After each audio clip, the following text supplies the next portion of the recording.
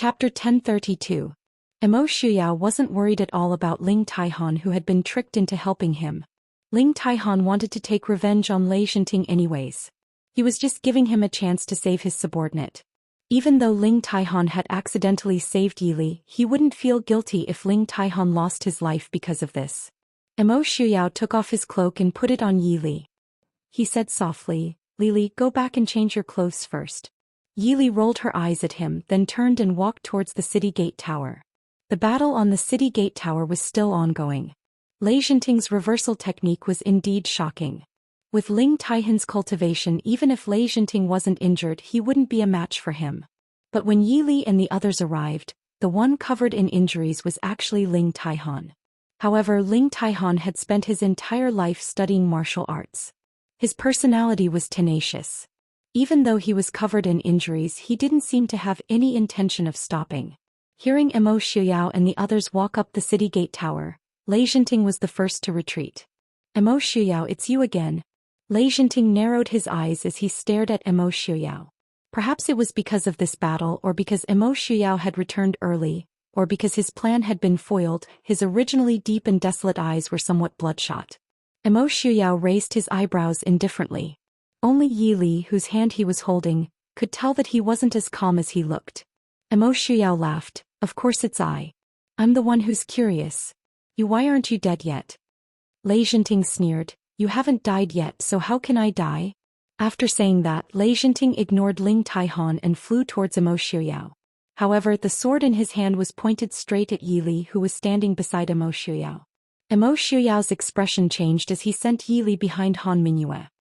He then unsheathed his incineration sword and swung it towards Lei Zhenting mercilessly. "Lei Zhenting, I will make sure you die a horrible death." Mo Shuyao sneered. In the blink of an eye, the two of them began to exchange blows. Lei Zhenting didn't show any signs of weakness as he laughed.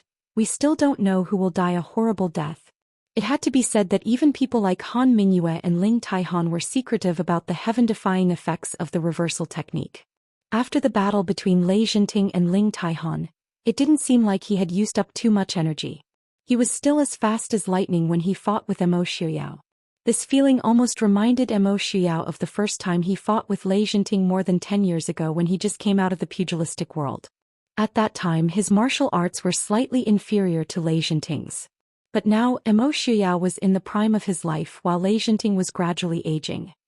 Emo Shuyao had absolute confidence that his martial arts cultivation was stronger than Lei Zhenting's. But even so, when he fought with Lei Zhenting, Emo Shuyao still felt a trace of pressure. Seeing this, Ling Taihan didn't hesitate to join the battle. In this situation, there was no such thing as bullying with numbers. Lei Zhenting had used the reversal technique, so he was already dead. There was no need for the people present to die with him. More importantly, it was impossible for Emo Shuyao to back out now. Since that was the case, Ling Taihan didn't mind fighting with two of them. With the suppression of two powerful experts, Lei Zhenting was finally at a disadvantage. But even so, Ling Taihan and Emo Shuyao still had many new wounds. This battle lasted from day to night. Yili and Han Mingyue couldn't interfere at all, but neither of them dared to take half a step away. All they could do was watch the three people fighting. Seeing the most dangerous part, Han Mingyue finally couldn't help but shout and laugh loudly. Yili stood to the side and watched, a faint smile on her lips. Han Mingyue watched the battle between the three powerful experts of the world, and unexpectedly broke through her mental state. Her martial arts that had been stagnant for many years reached a new level. Presumably, in a few years, young Master Ming Yu's name would be among the top 4 experts of the world. Under the night sky, the entire Feihong Pass was still brightly lit. In the small city, there were countless soldiers fighting in every street and alley. The smell of blood permeated the entire city. On the back of the city wall, old General Yuan Pei and a few soldiers were stationed on the city gate tower. Under the city gate tower was a city gate that was only a third of the width of the Feihong Pass in front of them. But behind this gate was more than half of the northwest region. All of the soldiers were exhausted, but they still held their weapons tightly in their hands. Again and again they killed the enemies that were charging at them. Behind them were the people and land they had to protect. They had nowhere to retreat. They had no other choice but to kill the enemies in the city gate. Another wave of West Hill soldiers rushed over the streets and the interception of the Mahist army soldiers. Yuan Pei's expression was solemn as he said in a clear voice, "Archers, fire." Arrows shot out like rain. A group of enemies fell, but soon more people continued to rush up. The soldiers guarding the city gate rushed up and engaged in close combat with the enemies who had rushed out from the arrows. Just when everyone thought that these days would never end, the heavy sound of horse hooves finally sounded in the distance again. Even from afar, people could feel the sound of the earth shaking. It was the sound of thousands of soldiers and horses rushing over. At this time, everyone knew who was coming. The tired faces of the Mahist army soldiers once again bloomed with radiance. "Reinforcements are coming. Reinforcements are coming. Brothers, kill them. Stop the West Hill people. Reinforcements are coming." The cheers of the Mahist army soldiers could be heard throughout the small city. Then the battle between the two sides became more intense. Leng Huai led 1,000,000 soldiers into the Feihong Pass. The hundreds of thousands of soldiers and horses of West Hill immediately collapsed. Originally, hundreds of thousands of soldiers and horses were blocked in the city for an entire day by the Mahist army. They had suffered heavy casualties and were already somewhat disorganized. At this time there was suddenly an additional 1,000,000 soldiers. No matter how tenacious the willpower of the West Hill soldiers was, they could not help but collapse. Before dawn, the battle in the small city had already come to an end. The West Hill soldiers in the city either died or surrendered. When Leng Huai rushed to the rear gate with his men, he was just in time to support Yuan Pei, who was a little shaky. General Yuan was over 70 years old. This day and night of fighting was already very tiring for a young man, let alone an old man like Yuan Pei. Seeing Leng Huai, Yuan Pei was also relieved. If Leng Huai had come a little later, they would not have been able to hold on. "General Leng," Leng Huai apologized. "General Yuan, it's me. We're late. Thank you for your hard work. It's good that you're here. It's good that you're here," Yuan Pei said repeatedly. Then he only felt darkness in front of him and fell down. Leng Huai reacted quickly and hurriedly supported him. "General Yuan. General Yuan. Victor." Feng San happened to be coming over as well. When he heard Leng Huai's voice, he quickly rushed over. He held Yuan Pei's hand and felt his pulse. Then he was relieved and said, "It's nothing serious. He's probably too tired. Let's send General Yuan back first. Let Mr. Shen treat him later." Chapter 1033. Seeing that Yuan Pei was fine, Leng Huai breathed a sigh of relief. Yuan Pei could be said to be the oldest veteran in the Mahist army. If something happened here, it would be a great loss for the Mahist army. After sending people to escort Yuan Pei back to the general's mansion, Leng Huai and Feng Jiao ordered the soldiers who had just arrived to search the streets to see if there were any West Hill soldiers who had escaped. By the time they finished arranging all this, the sky was already bright. Only then did the two of them breathe a sigh of relief. They looked at each other. Feng Jiao suddenly shouted, "The prince and Wang Fei are still on the city gate tower." If Mo Shuyao had finished off Enchanting, he would certainly appear with Yi Li to preside over the situation. The reason they had not seen the two of them until now must be that the battle on the city gate tower had not ended. When the two of them hurried to the city gate tower of Feihong Pass, Qin Feng and the others had already arrived.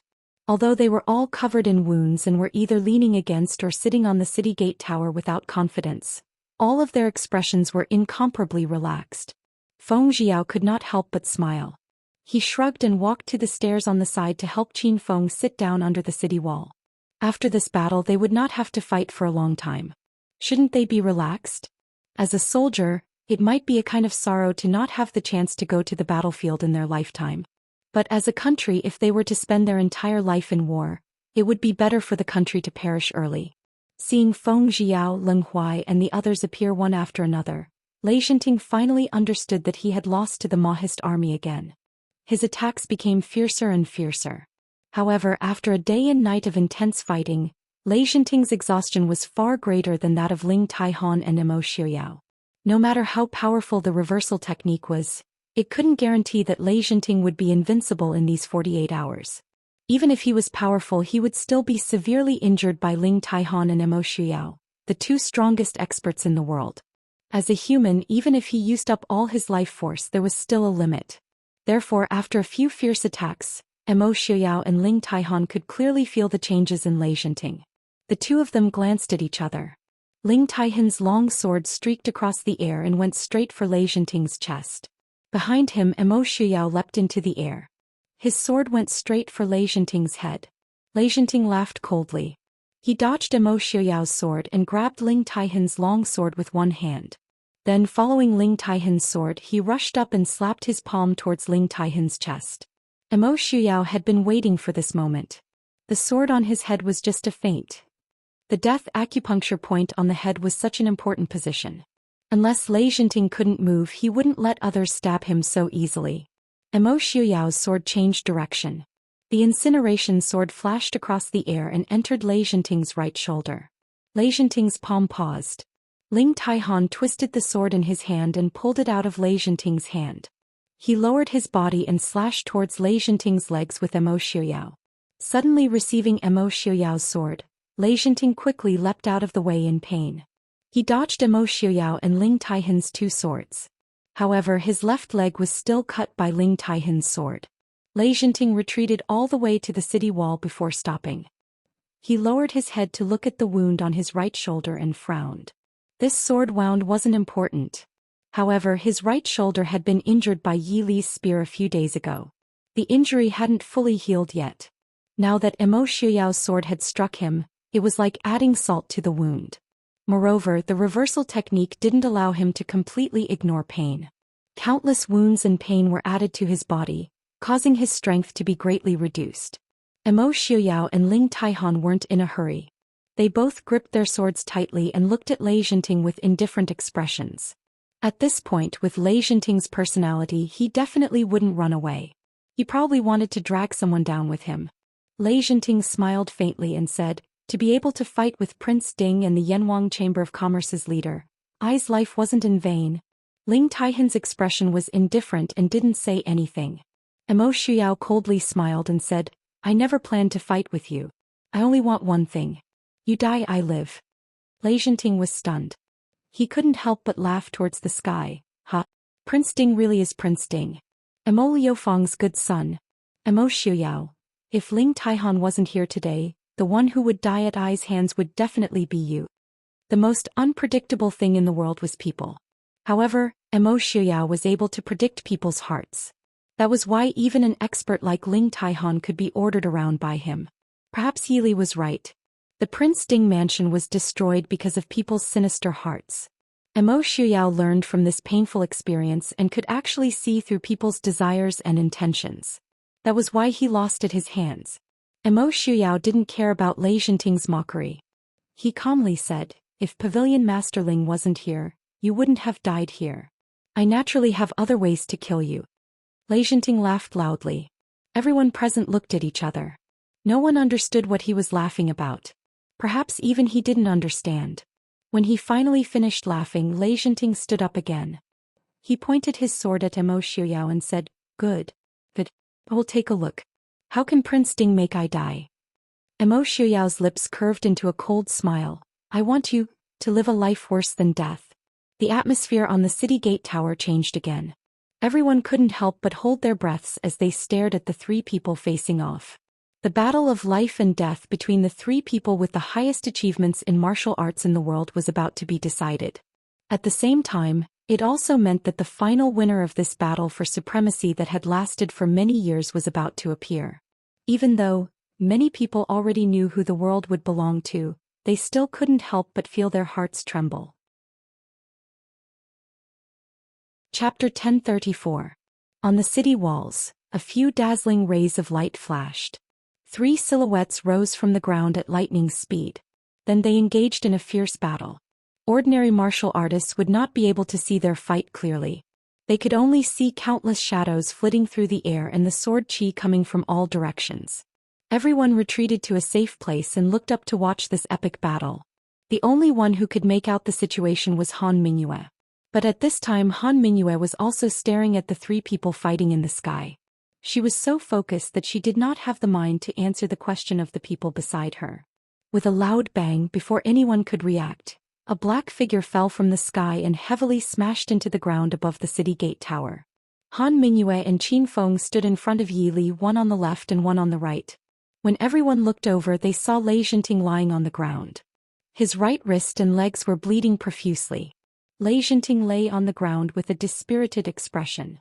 His eyes were dim and his face was pale. Han Mingyue looked over and relaxed.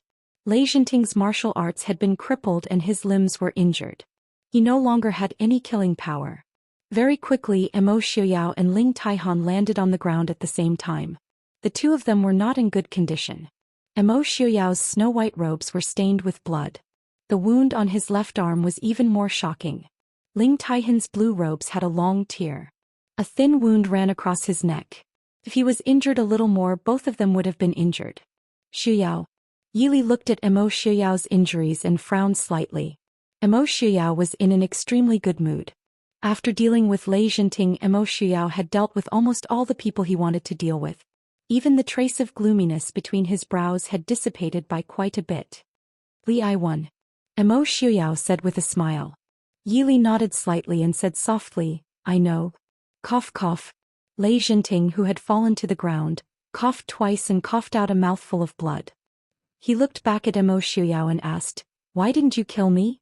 Emo Xiuyao said coldly, I said, I will make your life worse than death.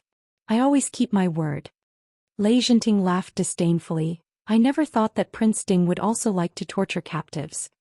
Since you admit that you're a captive, that's enough. There are many things you don't know. Emo Xiuyao laughed. Do you want to know how I plan to treat you?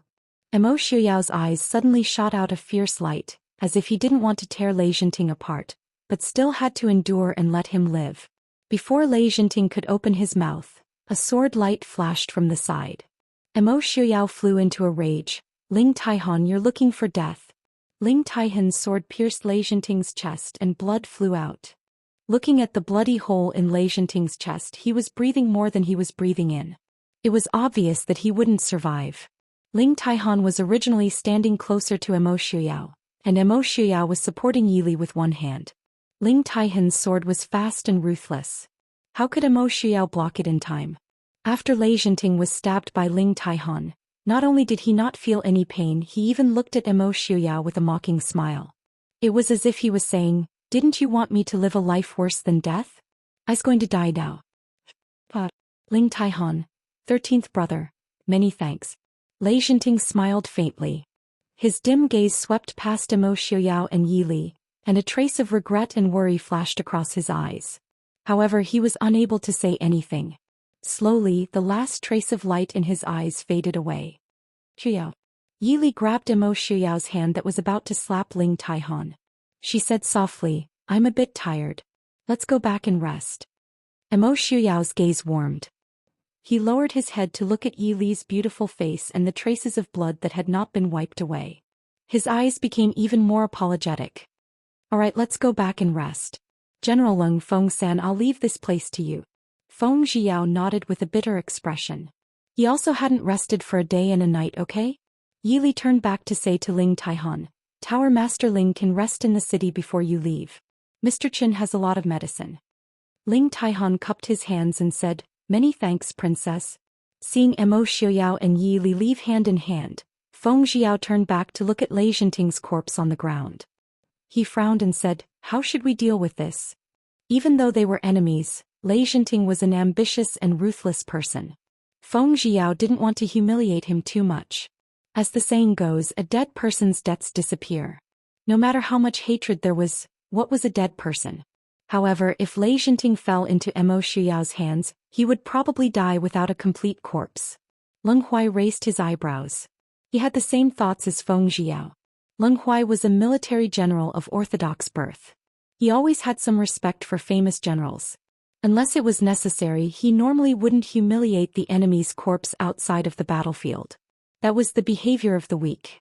Ling Taihan glanced at Lei Jinting on the ground and said, Is it possible for me to bring him back to Xiling? Of course. Leng Huai and Feng San looked at each other. Feng Zhiyao said, But he must be cremated at the Prince Ding mansion. Pavilion Master Ling can only bring his ashes back. Wasn't that Feng Zhiyao was too cautious? After the incident of Emo Xiuyao coming back from the dead, Feng Zhiyao really didn't want to take the slightest risk. Ling Taihan didn't mind. He was already very loyal to his friends by collecting Lei Jinting's corpse. He nodded and said, "It doesn't matter. I can wait a few days." Feng Jiao said, "There's no need to wait a few days. It will be done soon."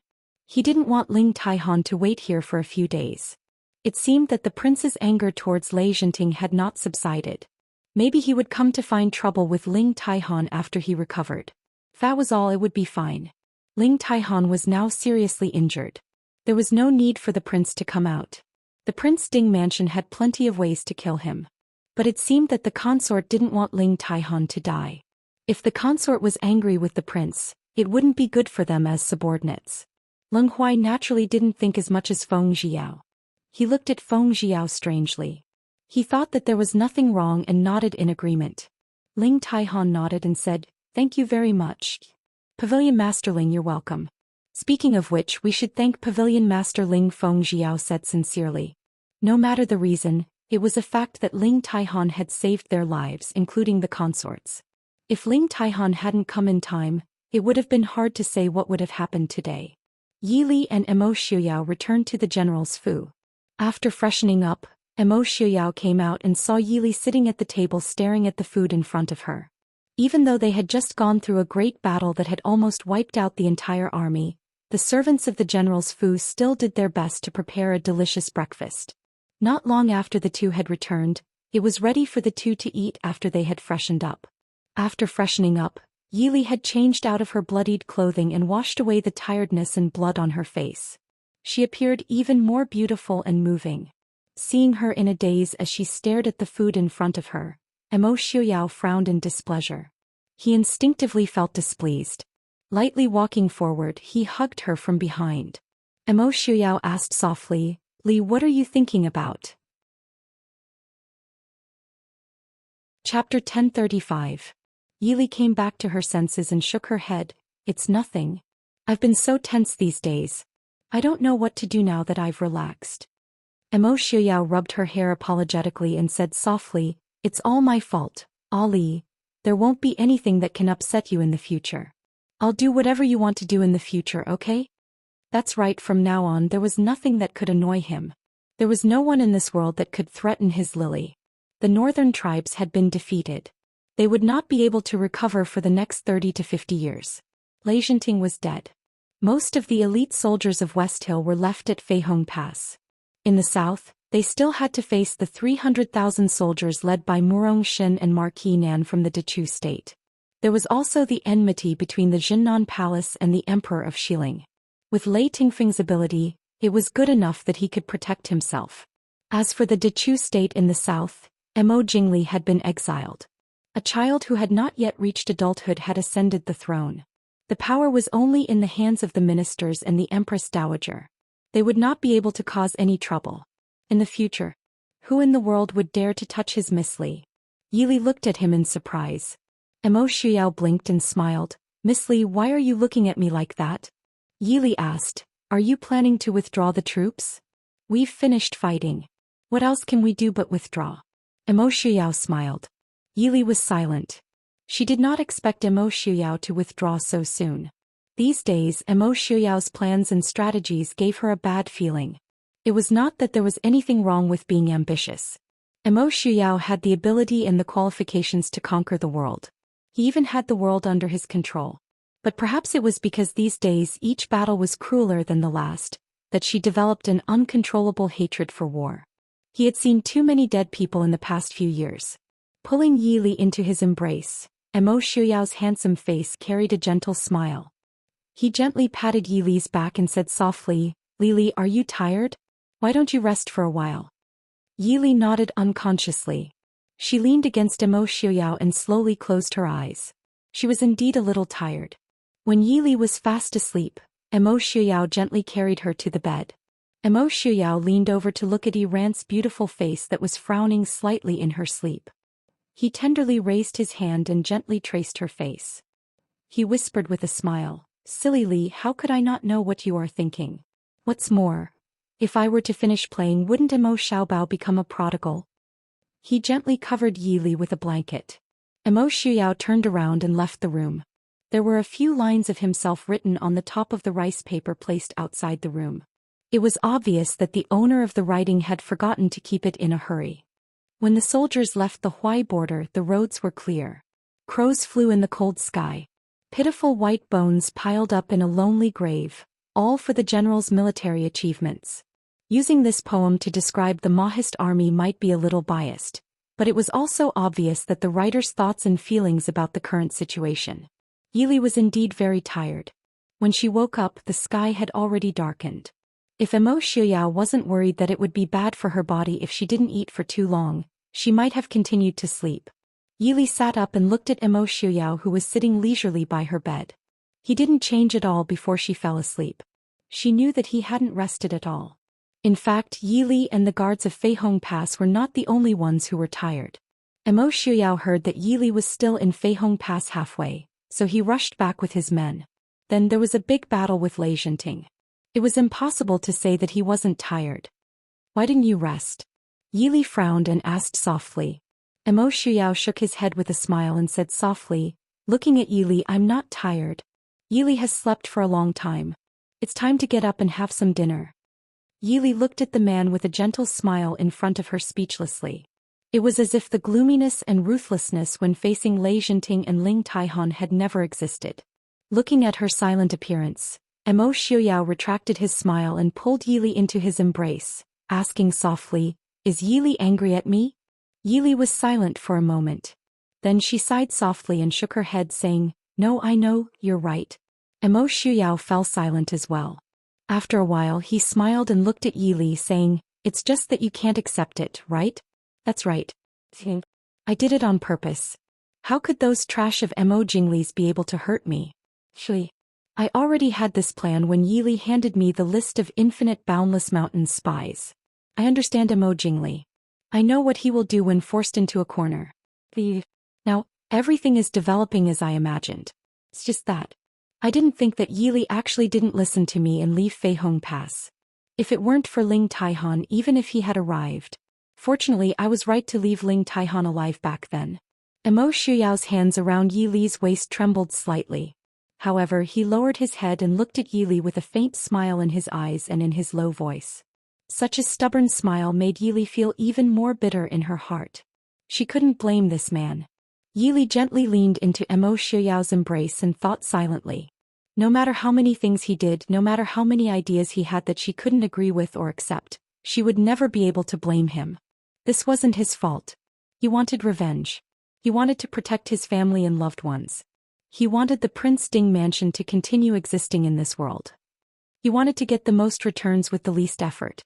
No matter how one looked at it, he wasn't wrong. Emo Xiuyao gently hugged Yili and kissed her hair. He chuckled softly and said, I really want to hide Yili in the safest and most beautiful palace in the world, where no one can see and no one can ever hurt Yili. But I can't do that. I know Yili doesn't like that. So, I want Yili to stand with me and face everything together, even if Yili doesn't like it. Yili, don't hate me, okay? Even if I know you hate these things, I'd rather tear them apart in front of you and show them to you. Because this was Emo Xiuyao. Emo Xiuyao wasn't a noble young master, nor was he an otherworldly immortal. Emo Xiuyao was an Azura from hell who climbed out of a mountain of corpses and a sea of blood. Although Li was never a delicate flower raised in a greenhouse, Yili's heart was always kind and soft. How could she like this kind of bloody and cruel calculation and bloody battlefield? But what to do? Emo Xiuyao only wants you to be with him. Xiuyao. Yili sighed softly. She raised her head and looked into his gentle but stubborn eyes. She raised her hand and touched his snow-white hair. She whispered, It's not your fault, why would I blame you? I'm just a little sad. I really want to convince myself that their sacrifice was worth it. Even if all 200,000 soldiers in Feihong Pass died, it would at least shorten the time of war by several years. During this period, the number of soldiers and civilians sacrificed would be more than 200,000. What's more, what does my sadness count as? I don't even know the names of most of the people, so how can I be sad for them? With so many people, even if I'm sad to death, I can only give them feelings for less than half a quarter of an hour. What does my sadness count as to them? It's just that each of them has a family, relatives, and children. Their pain will last for a lifetime. So, yeah, I'm fine. I'm really just a little sad. Soon I'll be fine. Chapter 1036. Emo Shuyao lowered his head and gently patted Yi Li's back, comforting her silently. Yi Li, who saw everything so clearly, gave people a sense of vulnerability that they had never felt before. Emo Shuyao held her in his arms, with stubborn persistence and regret on his thin lips. "I'm sorry, Li," Emo Shuyao said in a low voice. He was sorry for her, but he would not admit his mistake. Like Yi Li, as the highest commander of the Mahist army, he did not make any wrong decisions. Even if the Mahist army could not rescue them in time and all the soldiers in Feihong Pass were killed in battle, and even if the West Hill soldiers broke into Feihong Pass and wreaked havoc, no one could say that Prince Ding's decision was wrong. He led the Mahist army, which was several times smaller than the enemy's, to face the siege of 3 countries. This time he finished the battle in one fell swoop, greatly shortening the time of the war. As a superior, he was right. The only person he was sorry for was his wife, his lover. He let her bear so many pain and choices that she should not have to bear, and let her personally ruin the Qilin that she had trained and built by herself. From the beginning to the end, he, Emo Shuyao, had only let down Yi Li, his most beloved wife, who he had once decided to protect forever and make him happy and carefree. "It's okay," Yi Li said softly, but her heart was full of tenderness. No matter what he did, she would forgive him. Yi Li smiled faintly in her heart. It turned out that long ago she had already loved him so much. "Li, it will never happen again. I know." The faint pain in her heart might never disappear, but it would gradually fade away. There was never anything perfect in life, but now it was already very good. A man who could turn the world upside down, but who would be uneasy because of your mood, a few smart, cute and clever children, a group of family members who would always think of you sincerely, and a group of loyal friends and subordinates. What was there to be unsatisfied with such a life? Perhaps she and Emo Shuyao would never have the same ideas. For example, she did not like schemes, but he was best at killing people without paying for it. For example, she always believed that life was precious, but he did not mind playing with the lives of irrelevant people. But he would give in for her and she would tolerate him. That was enough. Princess, please come. This subordinate requests an audience." Feng Zhiyao's voice sounded from outside the door. Not long after, Emo Shuyao and Yi Li appeared in the parlor outside hand in hand. Feng Zhiyao was not the only one who came. Leng Huai, Han Mingyue, He Su and even General Yuan Pei, who had fainted in the morning, were all present. Seeing the two come in hand, Feng Zhiyao inwardly sighed in relief. Feng Zhiyao was not only Emo Shuyao's childhood friend, he could also be considered Yi Li's good friend. Young Master Feng San naturally knew more about these two people than the others. Originally, he thought that there would be some conflict between the two of them, but he didn't expect that nothing would happen. Feng Zhiyao couldn't help but look at Yi Li a few more times. His evaluation of Yi Li increased. Receiving Emo Shuyao's warning gaze, Feng Zhiyao coughed lightly and withdrew his gaze. He smiled and said, Princess, sorry for the disturbance." Emo Shuyao glanced at him coolly and said, "You still know? What are you doing here so late?" Yi Li helplessly raised her hand and pulled. She smiled at Yuan Pei and said, "Old General, are you feeling better?" Yuan Pei hurriedly said, "Many thanks for Princess's concern. This general is well. It's just that I'm old and a bit useless. I've made Princess laugh." Yi Li smiled and said, "Old General, what are you saying? This time it's all thanks to Old General's presence. Li is right. Old General Yuan, please sit." Seeing Yi Li's gaze on him, Emo Shuyao also said with a smile, "Everyone hasn't eaten dinner yet. Why don't we eat together?" Feng Zhiyao silently rolled his eyes. "It's you and Princess who haven't eaten dinner yet, right?" Since Prince Ding personally invited them, they naturally couldn't refuse. In a moment, the maids delivered the prepared dinner. It was all very bland food. These days, everyone was very tired and no one seriously ate a meal. For a moment, their appetites were greatly stimulated and they happily ate a sumptuous and delicious dinner. After the maids removed the leftovers, Emo Shuyao asked, "Why are you here so late? Is there something urgent?" Leng Huai stood up and said, "Reporting to Prince, we want to ask, how should we deal with the captives in West Hill?"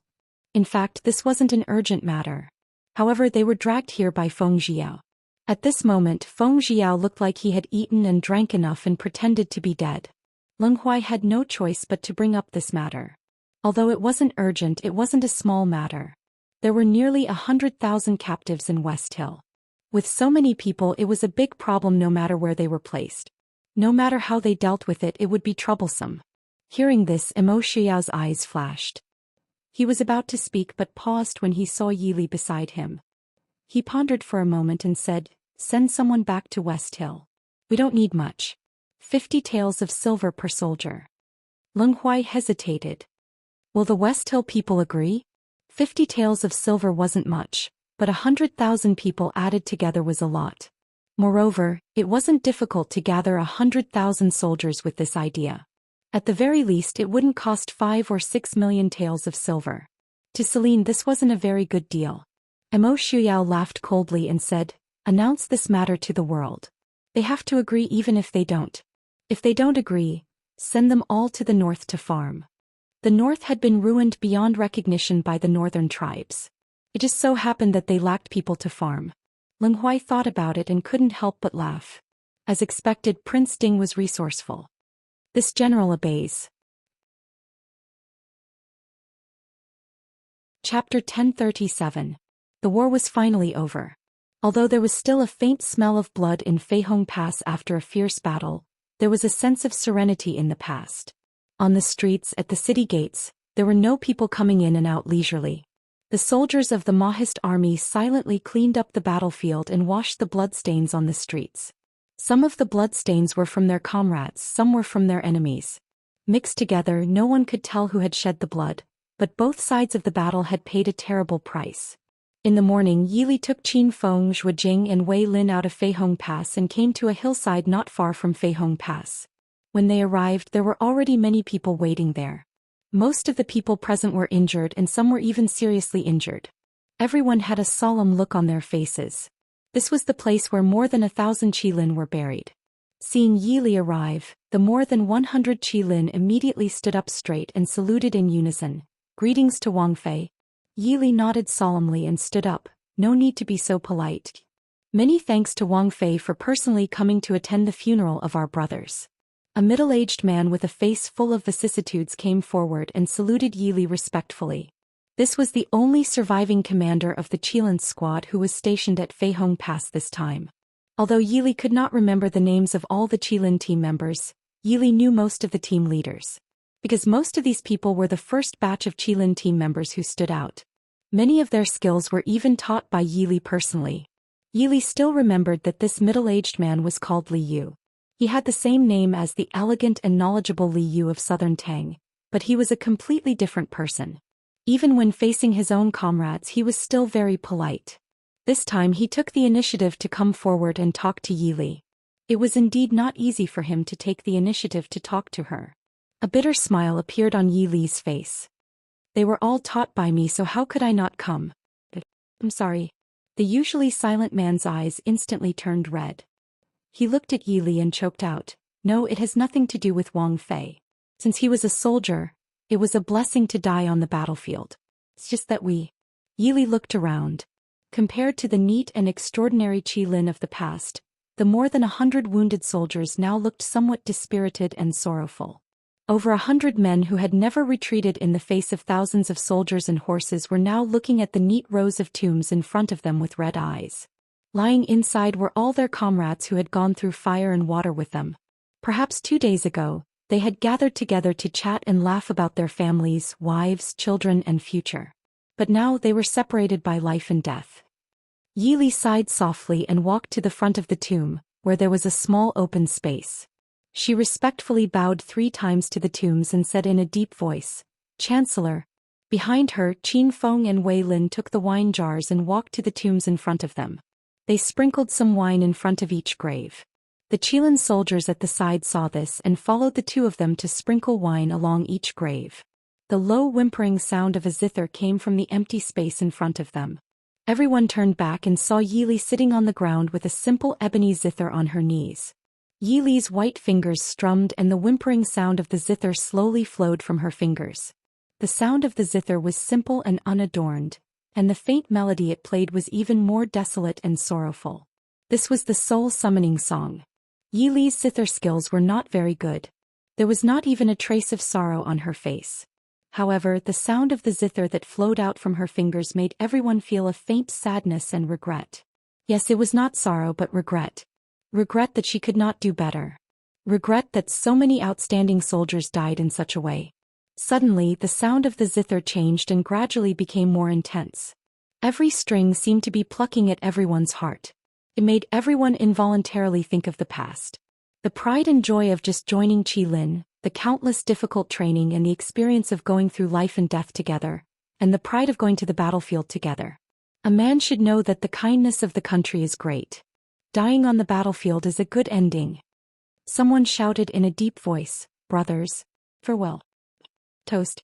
Everyone raised the wine jars in their hands and faced the tombs in front of them and drank it in one gulp. In the sound of the zither, countless tears flowed down together with the wine, wetting the land under their feet where countless heroes slept. Brothers, go well, take care of yourselves. After the song ended, Yili stood up and casually placed the ebony zither on the ground beside her. Looking at the tearful soldiers in front of her, she said in a deep voice, "Li Yu." The middle-aged commander called Li Yu came forward and said respectfully, "This subordinate is here." Yili looked at him and said in a deep voice, "From now on, you are Qilin's deputy commander. This consort orders you to take Qilin back to recuperate. Once everyone's injuries are healed, immediately return to Glass City. Within a year this consort wants to see a complete Qilin. Can you do it?" Li Yu could not help but be stunned. Meeting Yi Li's firm and clear eyes, he hurriedly said, "This subordinate accepts the order. This subordinate promises that within a year, I will give the consort a complete Qilin." Yi Li's order really gave Li Yu a shock. The importance and rank of Qilin's deputy commander was extremely extraordinary. Even the third son of the Su family who had joined Qilin for several years, was absolutely top-notch in terms of ability and ferocity on the battlefield. Moreover, he was Princess Ding's cousin. Even so, Su Qingfeng was just one of the 12 commanders of Qilin. At this time the consort promoted him to deputy commander. As if reading Li Yu's mind, Yi Li said lightly, "Those who left are your brothers. This consort hopes that you can personally fill their positions again." "This subordinate accepts the order," Li Yu said loudly. This time his tone was more excited. Yi Li nodded and said, "Everyone's injuries are not healed yet. Go back and rest early." "Yes, this subordinate will leave." Li Yu nodded in response. He turned around and led more than 100 Qilin soldiers back to Feihong Pass. "Consort, we should also go back," Zhuijing said softly. Yi Li shook her head and said, "I want to stay a little longer." Yi Li sat down on the ground again, placed the ebony zither on her lap and played casually. There was no fixed tune, only intermittent playing. In this bleak white graveyard it made people feel even more sad. On a high ground not far from Qilin's graveyard, Emo Xiuyao and Han Mingyue stood side by side. Looking sideways, they happened to see the calm face of the woman in plain clothes sitting on the white graveyard. Han Mingyue looked at Emo Xiuyao, whose hair was as white as snow, and said, "Since you are worried, why don't you go and take a look?" Emo Xiuyao glanced at him and said lightly, "I know what to do." Chapter 1038. Han Mingyue smiled faintly and did not speak. Now he could not help but envy Emo Xiuyao for his good taste. Logically speaking, Emo Xiuyao could not be blamed for this matter. But emotionally speaking, no matter who it was, they could not help but want to give him a slap in the face. But Yi Li had not said a single word of blame to Emo Xiuyao. No matter whether she truly understood or tolerated Emo Xiuyao, this was Emo Xiuyao's great fortune. Similarly, it was probably because of this Yi Li that Emo Xiuyao did not become more extreme. In these years, although she did not have much interaction with Emo Xiuyao, Han Mingyue still paid attention to Emo Xiuyao from time to time. After all, other than her only brother, Emo Xiuyao could be considered the person Han Mingyue valued the most. In these years, Han Mingyue could vaguely sense that Emo Xiuyao had lost control several times. But it seemed that every time Emo Xiuyao was on the verge of losing control, he would steadily stabilize himself. Obviously, all of this had a lot to do with Yi Li.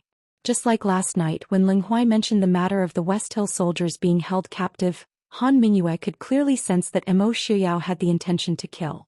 But it only took a moment for him to perfectly control it. Then he methodically instructed Ling Huai on how to deal with these captives. It was as if Prince Ding was really so compassionate and magnanimous. Heaven knew that Emo Xiuyao was never someone who would treat his enemies kindly. And at that time, The only person present who could affect Emo Xiaoyao's emotions was Yi Li. So at that moment Han Mingyue somewhat understood why Feng Xiao was so nervous about the relationship between Emo Xiaoyao and Yi Li. If Emo Xiaoyao was a peerless sword, then Yi Li was the scabbard. If Emo Xiaoyao was a peerless horse, then Yi Li was the bridle that could restrain the horse. Neither of the two could be missing. Han Mingyue lowered her head and laughed. Xiaoyao, you're already past the age of being willful.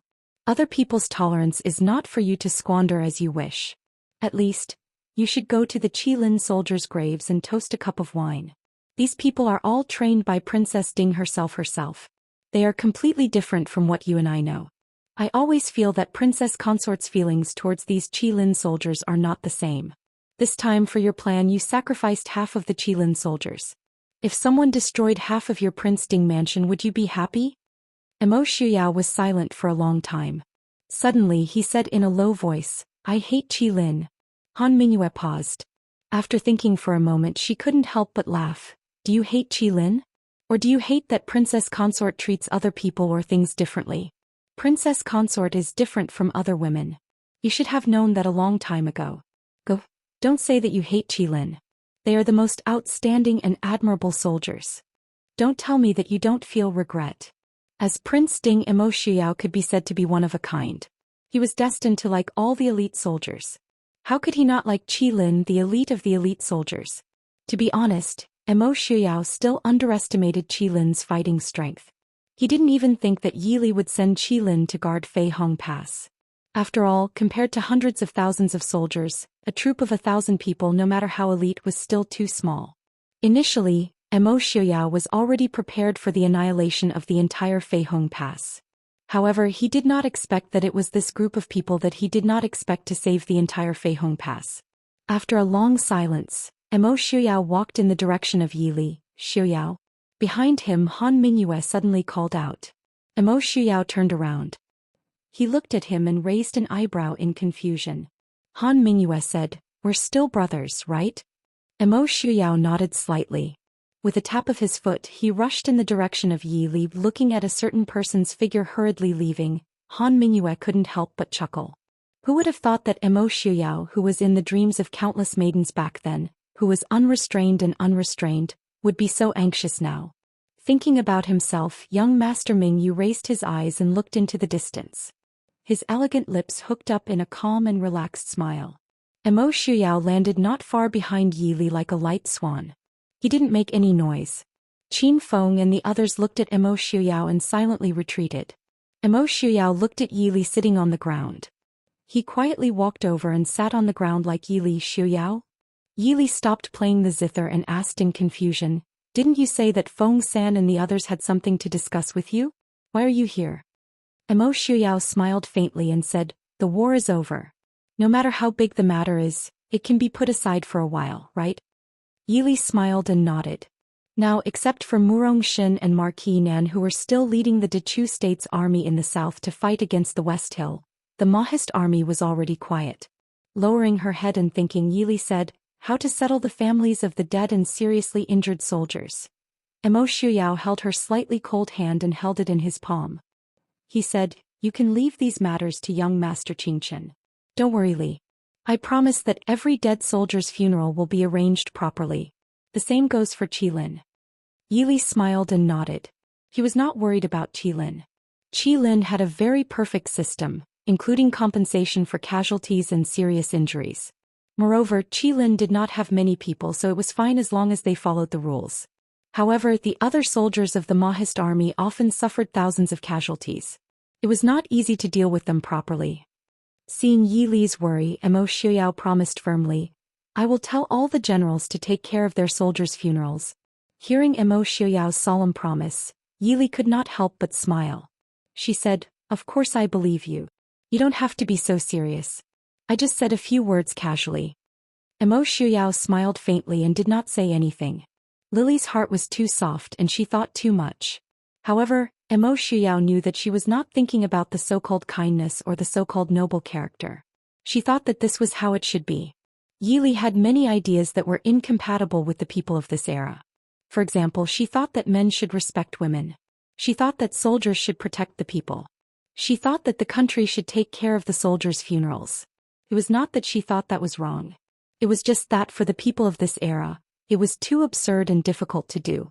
However, perhaps it was because he loved Li, who was different from the rest. Emo Shuyao knew about her magical experiences. He even thought that Li's life in the previous world must be happier than in this world. That was why he wanted to give the world to her. He wanted to make her happier than before. Emo Shuyao took the ebony zither from Yi Li's hands and gently played it on his lap. Emo Shuyao's zither skills were actually better than Yi Li's. It was still the soul summoning song. But in Emo Shuyao's hands, there was an even more impassioned and shocking feeling of vicissitudes. Yi Li listened to him play in a daze. Finally, she could not help but cry. Chapter 1039. After one song, Emo Shuyao let go of the ebony zither in his hand and reached out to pull her into his embrace. Cry, Li. I'm sorry, it's all my fault. Yi Li leaned into Emo Shuyao's embrace and finally cried out loud. Emo Shuyao gently patted her back, his half-closed eyes filled with tenderness and love. When the two returned to the general's residence, they were greeted by young Master Feng San, who was on the verge of going crazy. Seeing the two walking hand in hand, Feng Xiao didn't care about anything else and rushed over. He grabbed Emo Shuyao's collar and shouted, "Prince Ding! Where did you run off to?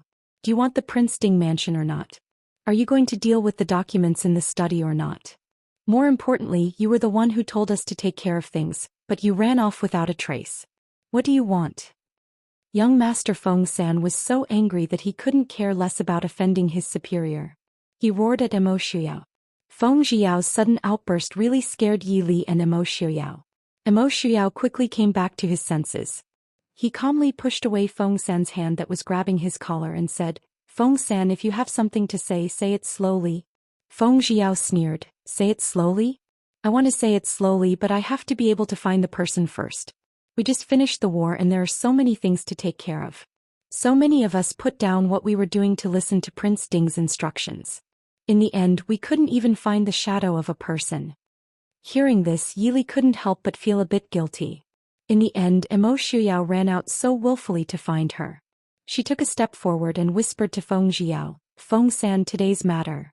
Feng Xiao raised his hand and said, "Wang Fei, you don't have to speak for him. What's more, we don't dare to blame His Highness Prince Ding, do we? We're just complaining for no reason. Please punish us, Prince." It was no wonder that Feng Xiao wanted to get angry.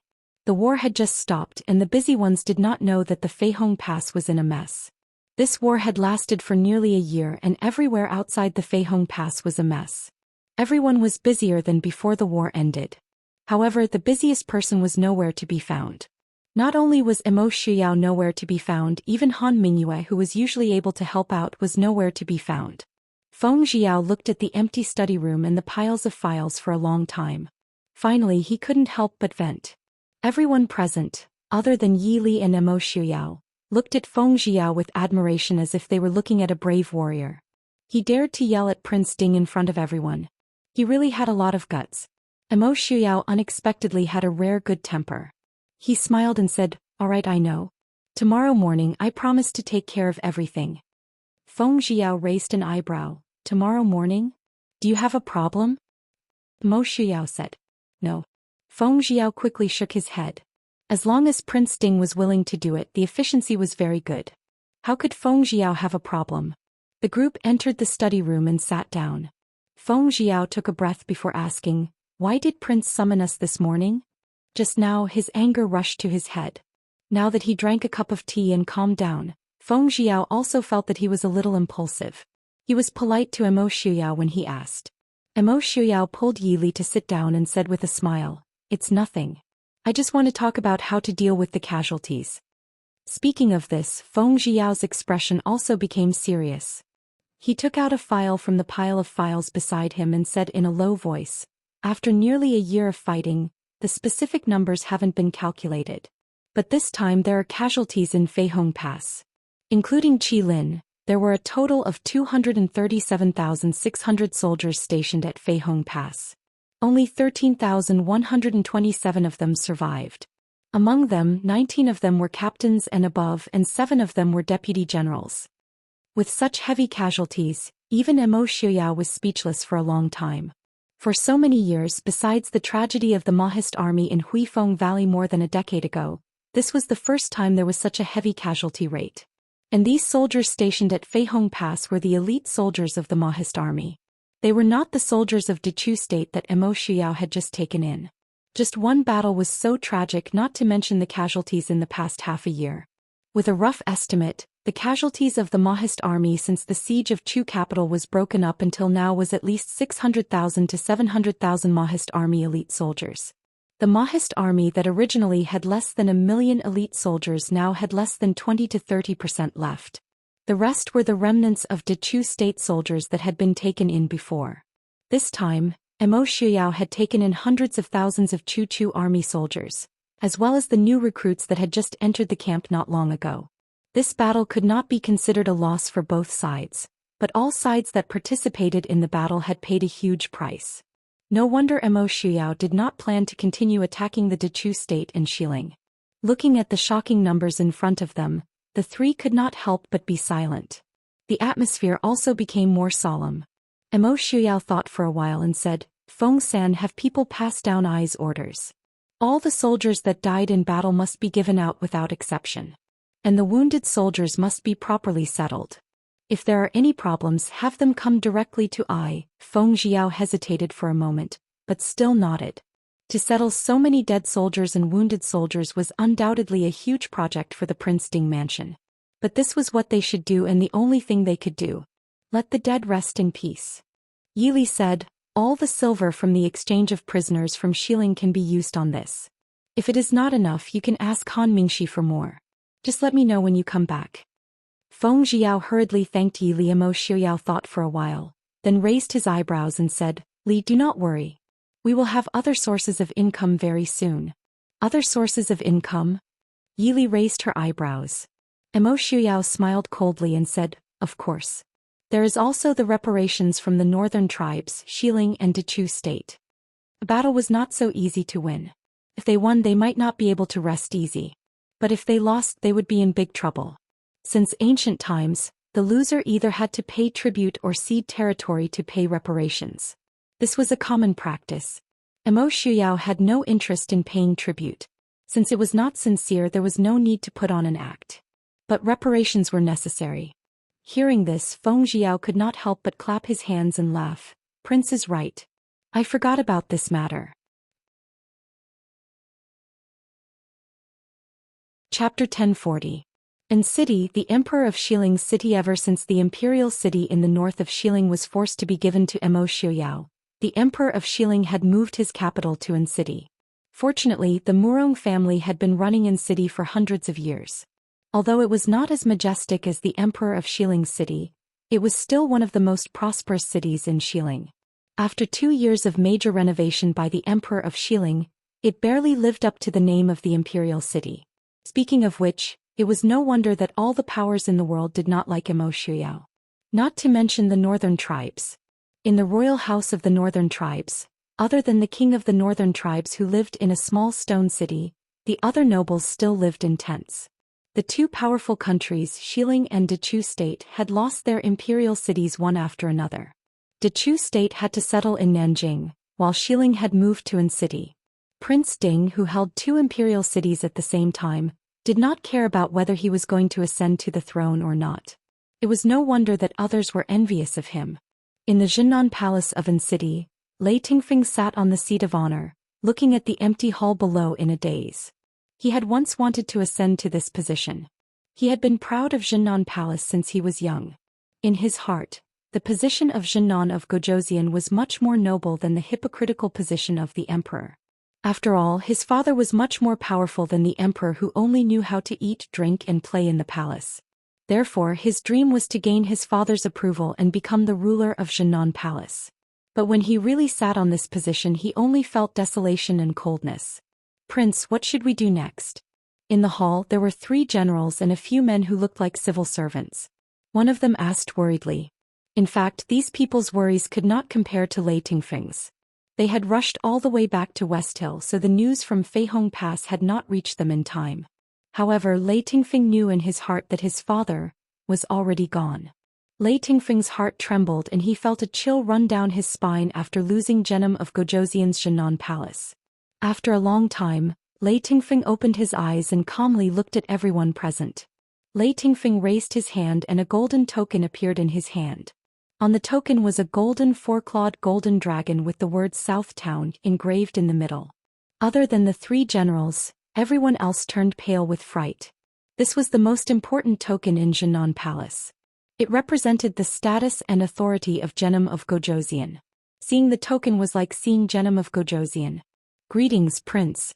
As soon as they saw the token, the more knowledgeable people's expressions changed. They knew that things were not good. It was already strange that the crown prince, who had been away on an expedition, suddenly returned. Now he appeared with the token that represented the authority of Jinan Palace, which the prince would not give to anyone. How could they not feel uneasy? "Everyone please rise," Lei Tingfeng said in a deep voice. "Father has ordered that from now on, everything in the Jinan Duke's residence will be under my command." Everyone looked at each other in dismay, but they were somewhat hesitant. If it were Genom of Gojoseon, everyone would naturally follow Genom of Gojoseon. After all, compared to the incompetent emperor of Xiling, anyone with a discerning eye could see that Genom of Gojoseon was much stronger. However, if it were the crown prince of Genom of Gojoseon, it would be different. It was not that Lei Tingfeng was not good, but Lei Tingfeng was too young. Compared to Lei Jinting's reputation, Lei Tingfeng's reputation was much worse. "We will only follow the prince's orders." The three generals bowed in unison. Lei Tingfeng finally understood why his father had specially chosen these three generals to follow him back. Naturally, there were more powerful and outstanding generals in the army. However, those people were all veterans who had followed his father for many years. Their military achievements were outstanding and he could not suppress them. Those who had power behind them were afraid that they would be disloyal. However, these three people were all promoted from ordinary soldiers by his father. Moreover, they had followed Lei Tingfeng in the past and had a good personal relationship with him. Naturally, there was no need to worry about them being disloyal in the short term. "Official Wu, what do you say?" Lei Tingfeng nodded and swept his gaze over the person who was still hesitating. Official Wu looked at Lei Tingfeng and respectfully said, "I wonder, what plans does the crown prince have?" Lei Tingfeng's eyes darkened. He stared at the people in front of him and suddenly, a faint smile appeared on his lips. He planned to try out the chair in Yanggon Palace. What do you think?" Official Wu's expression changed slightly. He smiled and said, "Crown Prince, isn't this a little too hasty?" Lei Tingfeng was about to speak when a guard outside the door reporting to the crown prince, "The emperor has summoned you." Lei Tingfeng snorted and said, "I know. You can leave first." Lei Tingfeng stood up and walked down from his seat. The people below hurriedly advised, "Crown Prince, the emperor rashly summoned you at this time. I'm afraid he doesn't have good intentions. Crown Prince, please be careful." Lei Tingfeng smiled faintly and said, "I suddenly returned to the capital. It would be strange if he didn't summon me. Besides, some things should be done sooner rather than later." Casually walking in front of Official Wu, Lei Tingfeng said with a smile, "Official Wu, don't you think so?" Official Wu's face immediately turned pale and cold sweat quietly flowed down his forehead. "Crown Prince." Lei Tingfeng snorted and a cold light flashed. Everyone only heard the sound of a sword being sheathed. Lei Tingfeng had already walked out of the hall. Everyone lowered their heads and saw Official Wu lying on the ground with his eyes wide open. A trace of blood slowly blossomed on his neck. "This subject swears to be loyal to the crown prince." Lei Tingfeng turned his head and said faintly, "Everyone, there is no need to be nervous. Everyone is Imperial Father's trusted aide. As for Official Wu, Imperial Father has already said that he is not one of Imperial Father's people. The things are all here. Everyone can take a look." Lei Tingfeng took out a booklet and placed it on the table. He didn't look at everyone's reaction and walked out. Lei Tingfeng walked quickly in the Imperial Palace. Although it was called an Imperial Palace, it was more accurate to say that it was a converted mansion. After all, an Imperial Palace couldn't be built in a short period of time. Crown Prince Genom of Gojoseon, Prince Rui, Lei Tingfeng requests an audience with the emperor. Lei Jinting said in a clear voice as he walked to the entrance of a gorgeous imperial palace. The music in the imperial palace quickly stopped. After a while, an attendant came out and cautiously said, "Prince Rui, the emperor summons you in." Lei Tingfeng nodded and was about to walk in when he was blocked by the eunuch. The eunuch smiled and pointed at the imperial bodyguards and several people who looked like generals behind him. He said, "Prince, isn't this a bit inappropriate?" Lei Tingfeng raised his eyebrows and said, "I brought the 3 generals back to the capital to report on their work. What's wrong with that?" The eunuch had a bitter face and was in a dilemma. He naturally knew that bringing the generals back to the capital to report on their work would require an audience with the emperor. However, the emperor also ordered that only Lei Tingfeng was allowed to enter. Lei Tingfeng said in a low voice, "You don't have to worry. If the emperor blames me, I will take responsibility." The eunuch didn't dare to insist on stopping Lei Tingfeng even though he was so domineering. After all, the people of Jinnan Palace had always been rude in the imperial palace. Not to mention the servants, even the emperor had long been used to it. Chapter 1041. When Lei Tingfeng walked into the main hall, he was greeted by the dizzying smell of alcohol and the fragrance of cosmetics.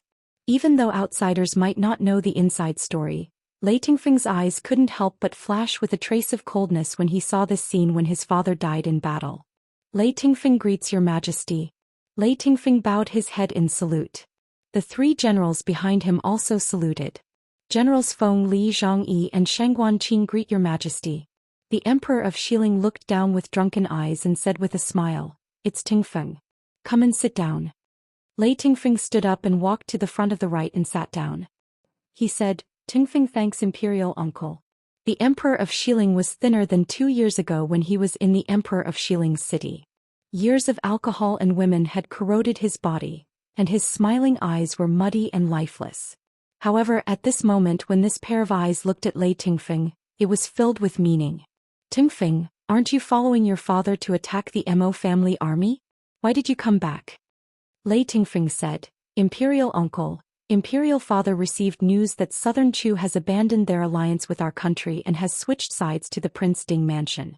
Murong Shen and Marquis Nan of the Prince Ding mansion are personally leading the 300,000 Southern Chu army across the Yunlan River to invade our Xiling. Imperial father specially ordered Tingfeng to come back and deal with this matter." The emperor of Xiling looked at Lei Tingfeng with some surprise. "Is there such a thing?" Tingfeng's words are absolutely true. "If imperial uncle can't handle it, you can send someone to investigate. I'm afraid that the battle has already started at the Yunlan River." The emperor of Xiling nodded and said, "If so, what is Tingfeng's plan?"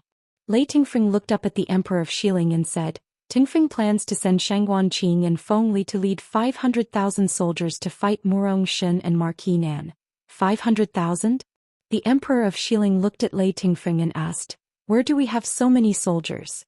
Lei Zhenting had taken most of the elite soldiers of Xiling with him when he went to fight the Mahist army. Moreover, there were many soldiers stationed at the Yunlan River. It was no wonder that the Xiling emperor was worried when he brought so many troops out of Xiling. Tingfeng looked down and said, Imperial uncle, what do you think we should do?" The emperor of Xiling was speechless. He had been suppressed by Lei Zhenting all his life and had never been involved in military, political and civil affairs. Even a genius would be exhausted one day if he continued like this, not to mention that he was not a genius. To be able to fight against Lei Tingfeng in the open and in the dark for so many years, it was all because of his honorable identity as the emperor and his innate proficiency in scheming. However, it was obviously not feasible to use it in a war. The emperor of Xiling had been thinking about how to take back the power that belonged to him all his life, but he had never thought about how to be a good emperor after taking back the power. Lei Tingfeng hid the disdain in his eyes and said coldly, "Murong Shen and Marquis Nan are experienced generals. Father is not here now. If we don't send an army to stop them, I'm afraid that the Mahist army will come again, right in front of us." The emperor of Xiling frowned and sighed.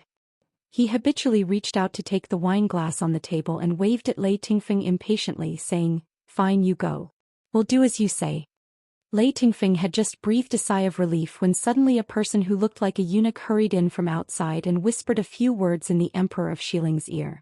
The emperor of Xiling's expression changed and looked at Lei Tingfeng with probing eyes. He waved his hand to let the eunuch leave. The emperor of Xiling frowned and thought for a while. he asked. Tingfeng, you haven't told me yet. How is the battle between our army and the Prince Ding mansion going? Lei Tingfeng said indifferently, Your Majesty is right. I'm going to report to you. The Emperor of Xiling nodded his head in satisfaction, saying, That's good. I'm also a bit worried. Don't deceive me. Deceiving the Emperor is a capital offense. Lei Tingfeng frowned coldly and said in a deep voice, Tingfeng doesn't dare. Reporting to Your Majesty, I'm afraid that our army won't be able to defeat the Mahist army. We'll definitely lose. What? The Emperor of Xiling was shocked. Although he was useless, he had no enmity with his country. Originally, when he heard the servant report about Lei Jinting's defeat, he was gloating. However, when he heard Lei Tingfeng say that they'll definitely lose, he couldn't help but be shocked. He really didn't want to experience the feeling of the Mahist army invading the imperial city again. Furthermore, they moved from the north to An City last time. Femo Shuyao invades the city again, where can they go? For the first time in his life, the Emperor of Xiling realized that it might not be a good thing for the Western Tomb to be without Lei Jinting. Tingfeng, your father. Lei Tingfeng didn't hide it and said in a deep voice, That's right. If I'm not wrong, my father has died for the country. Hearing this, the Emperor of Xiling couldn't help but be stunned. He had lived in fear for his entire life under Lei Jinting's pressure. Although there wasn't a moment when he didn't think about how to kill Lei Jinting. However, when he heard the news of Lei Jinting's death, his first reaction wasn't happiness, but helplessness. Now, what should we do? The Emperor of Xiling asked. Lei Tingfeng looked down and said indifferently, These 3 generals are the talents that my father left for the Western Tomb. Tingfeng plans to send 2 of them to lead the army to attack Murong Shen and Marquis Nan. If Mo Shuyao personally leads the army to attack the Western Tomb, Tingfeng is willing to live and die with the Western Tomb. There was no other way now. The Emperor of Xiling didn't beat around the bush and nodded, All right, I'll now confer you as the new Genom of Gojoseon. You'll guard the Great Tomb in place of my brother. In addition, General Feng, General Zhang and General Shangguan, I'll confer them as the Protector General of the State, the General of the State and the General of the State. With one sentence from the Emperor of Xiling, the 3 generals who were originally deputy generals immediately became first-rank generals of the Western Tomb. Thank you, Your Majesty. Lei Tingfeng bowed his head. Thank you, Your Majesty, for your grace. After Lei Tingfeng left the hall, the magnificent palace regained its tranquility. A man who looked like a eunuch walked out from the back and carefully looked at the Emperor of Xiling, who was sitting on the dragon throne with his eyes closed. He whispered, Your Majesty, why are you not? They had already made arrangements. As long as Lei Tingfeng came, they could capture him. Without Lei Jinting, Lei Tingfeng was still young even though he was powerful. However, if he was given a few more years to mature, things would be different. However, they didn't hear the Emperor of Xiling's signal. The men of sacrifice lying in ambush could only watch Lei Tingfeng walk out. The Emperor of Xiling waved his hand and said, Lei Jinting is already dead. If we kill Lei Tingfeng, what will happen to Deling? Over the years, his only remaining children had either died or married off. In this huge palace, other than those concubines who only knew how to flatter him, he was the only one left. It could be said that he was truly alone. Now even his lifelong enemy was dead, but Deling was still here. He had to leave something for Deling. Forget it, go. Pass down my order. Lei Tingfeng is conferred the title of Genom of Gojoseon. The previous Genom of Gojoseon, Lei Jinting, has died for the country and will be conferred the title of Martyr of Loyalty. In addition, I am not feeling well. Genom of Gojoseon will be the regent for the time being. The Chamberlain was stunned. Obviously, he didn't understand why the Emperor changed his mind in such a short time. However, he had to obey the Emperor of Xiling's order. This servant obeys. This servant will take his leave. It seemed that the Jinnan Palace would have the final say in the future of Xiling. Lei Tingfeng left the palace. Although he had obtained the full command of the Xiling army as he wished, his face was still gloomy. Just now, he really wanted to kill the Emperor of Xiling.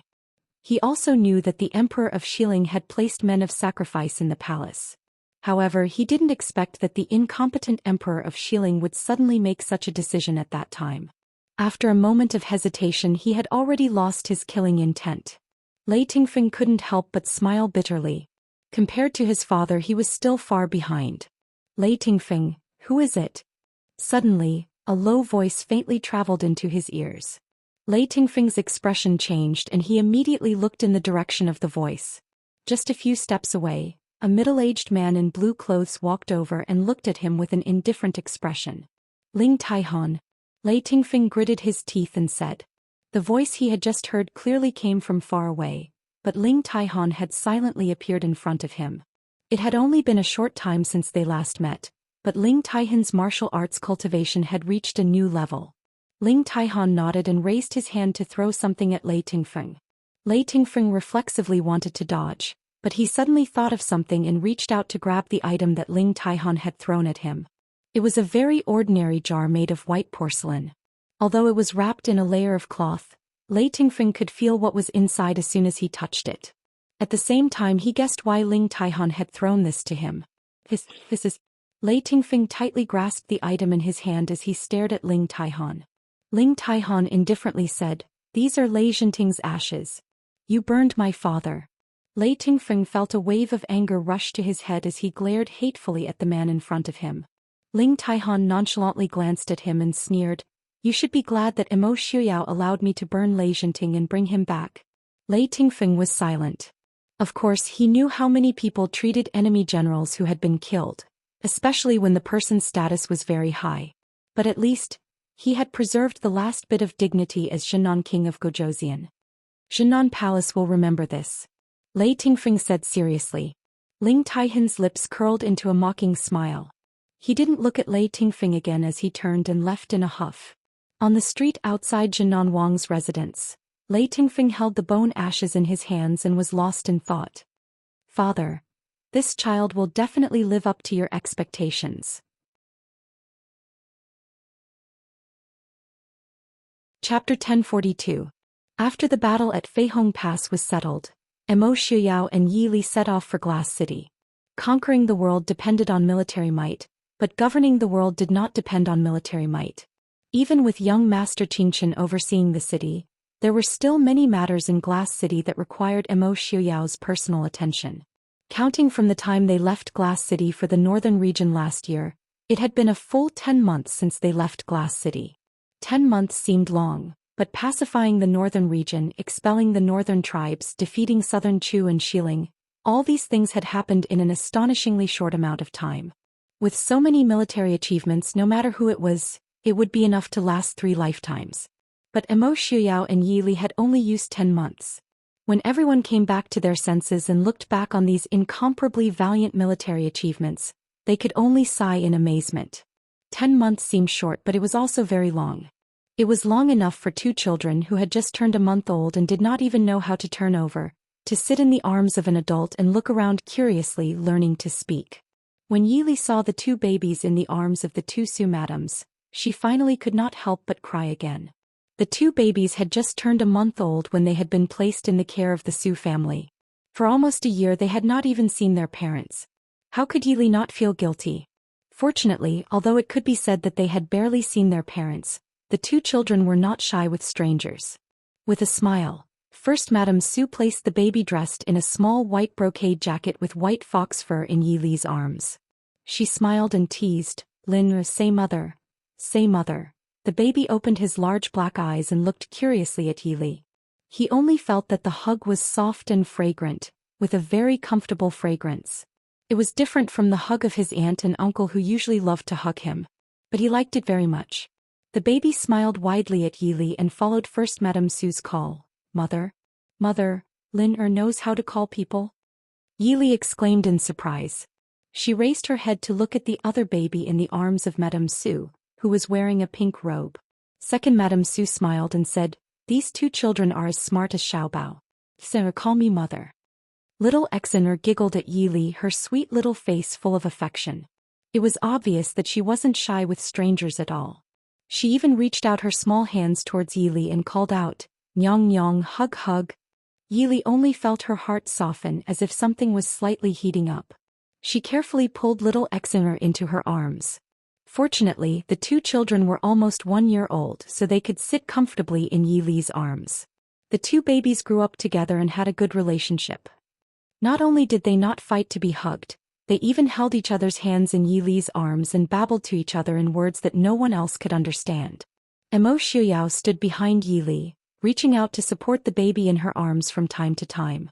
A faint smile appeared on his lips, washing away the killing intent that had just come from the battlefield. Emo Xiaobao stood by Yi Li's side and looked regretfully at the two babies in Yi Li's arms. He had already grown up and couldn't let his mother hug him anymore. At least, he couldn't let his younger brother and sister hug his mother. Mother Xiaobao missed you too. Emo Xiaobao looked at Yi Li with eager eyes. Yi Li smiled and said, Mother missed you too. Did you listen to eldest uncle these days? Thinking back to when Emo Xiaobao was sent back to Li City a few days ago, Emo Xiaobao's aggrieved look before leaving, Yi Li felt a wave of guilt in her heart. Although it was for his safety, Emo Xiaobao was an extremely smart child. At that time, even if no one told him, he definitely understood that the situation was very bad, so he didn't say anything and left with the guards. He must have been very worried these days. Emo Xiaobao nodded repeatedly. Xiaobao is the most obedient. If you don't believe me, mother, you can ask eldest uncle. Emo Xiaobao grew more naughty as he grew older, but he was smart. If someone didn't have any ability, even if they were pranked by him, they wouldn't be able to find any evidence. In the entire Li City, only Su Qingchen could control him. You're obedient? Who was the one who made a fuss about going to Feihong Pass yesterday? Outside the door, Su Qingchen's voice carried a faint smile. Soon, the immortal young master dressed in snow-white clothes appeared in front of everyone. There was a kind of person who was born to be favored by the heavens. Even time seemed to have frozen on his body.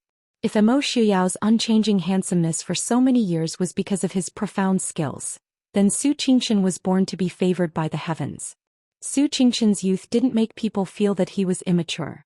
That handsome and otherworldly appearance and temperament made him seem as if he had the handsomeness of a youth and the steadiness of a middle-aged man, but it was different from the steadiness of a court official who worked hard all year round. There was another kind of carefreeness. Su Qingchen stepped into the hall and said with a smile, In less than a year, you defeated 4 countries in a row. Such an unprecedented record. Congratulations to Prince. Emo Xiuyao smiled and said, No, if it weren't for Brother Qingchen overseeing Li City, how could I be so relieved? Not to mention conquering the world. These words weren't empty words. As the saying goes, before the troops and horses move, the provisions must be prepared first. The importance of military supplies to a war was self-evident. In the past year, it was because of the Su family overseeing the Northwest that the Maoist army never had to worry about military supplies and provisions. With this kind of logistical support, it was naturally much easier to win a war. Su Qingchen smiled faintly and wasn't modest at all. They were both smart people and could naturally tell which words were true and which were false. Moreover, with Yi Li's relationship with the Su family, it would be hypocritical and alienating if she continued to refuse to be modest like an outsider. Su Qingchen sat down. The two Sus knew that they were going to talk business and got up to leave.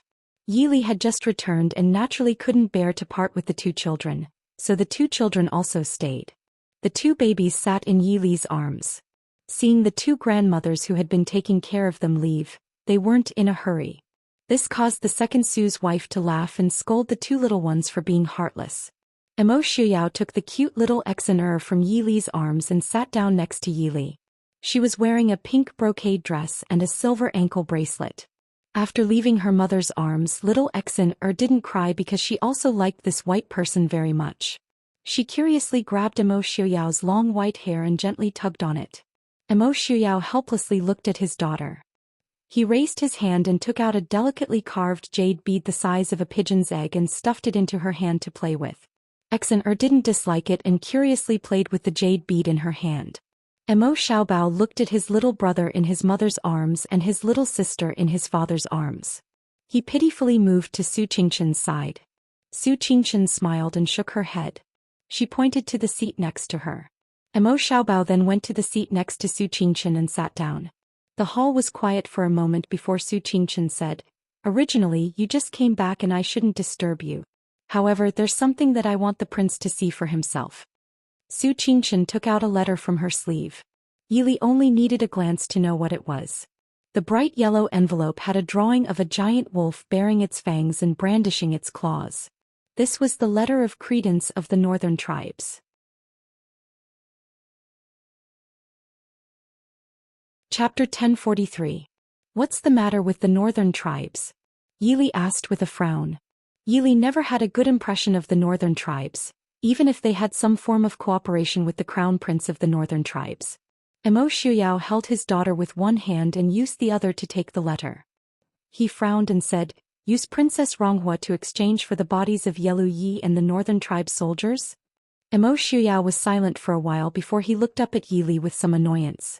"Where are Yelu Ye's remains?" Yili was speechless. She really did not remember where Yelu Ye's remains were. She was too busy at that time, and cleaning up the battlefield was not her responsibility. How could she remember such a thing? Emo Shuyao said with some dissatisfaction, "Since they want to exchange for Yelu Ye's remains, why did they only come now?" It had been so long, who knew where they had hidden Yelu Ye's remains? Su Qingchen could not help but twitch his lips and said, "The northern tribes are frozen in winter. It's just the beginning of spring and their envoys have already arrived in Li City.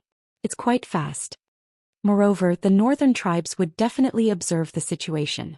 If the Mahist army lost to the Western Hill and Dechu states' allied forces, who would exchange with you?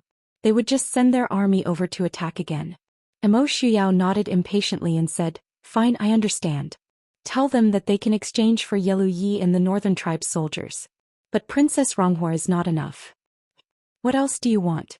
Su Qingchen raised his eyebrows. Emo Shuyao smiled and said, "That will depend on what young Master Qingchen can get them to take out. The more the better." The Prince Ding mansion was rich, but it could not withstand too many people. Which place did not need money?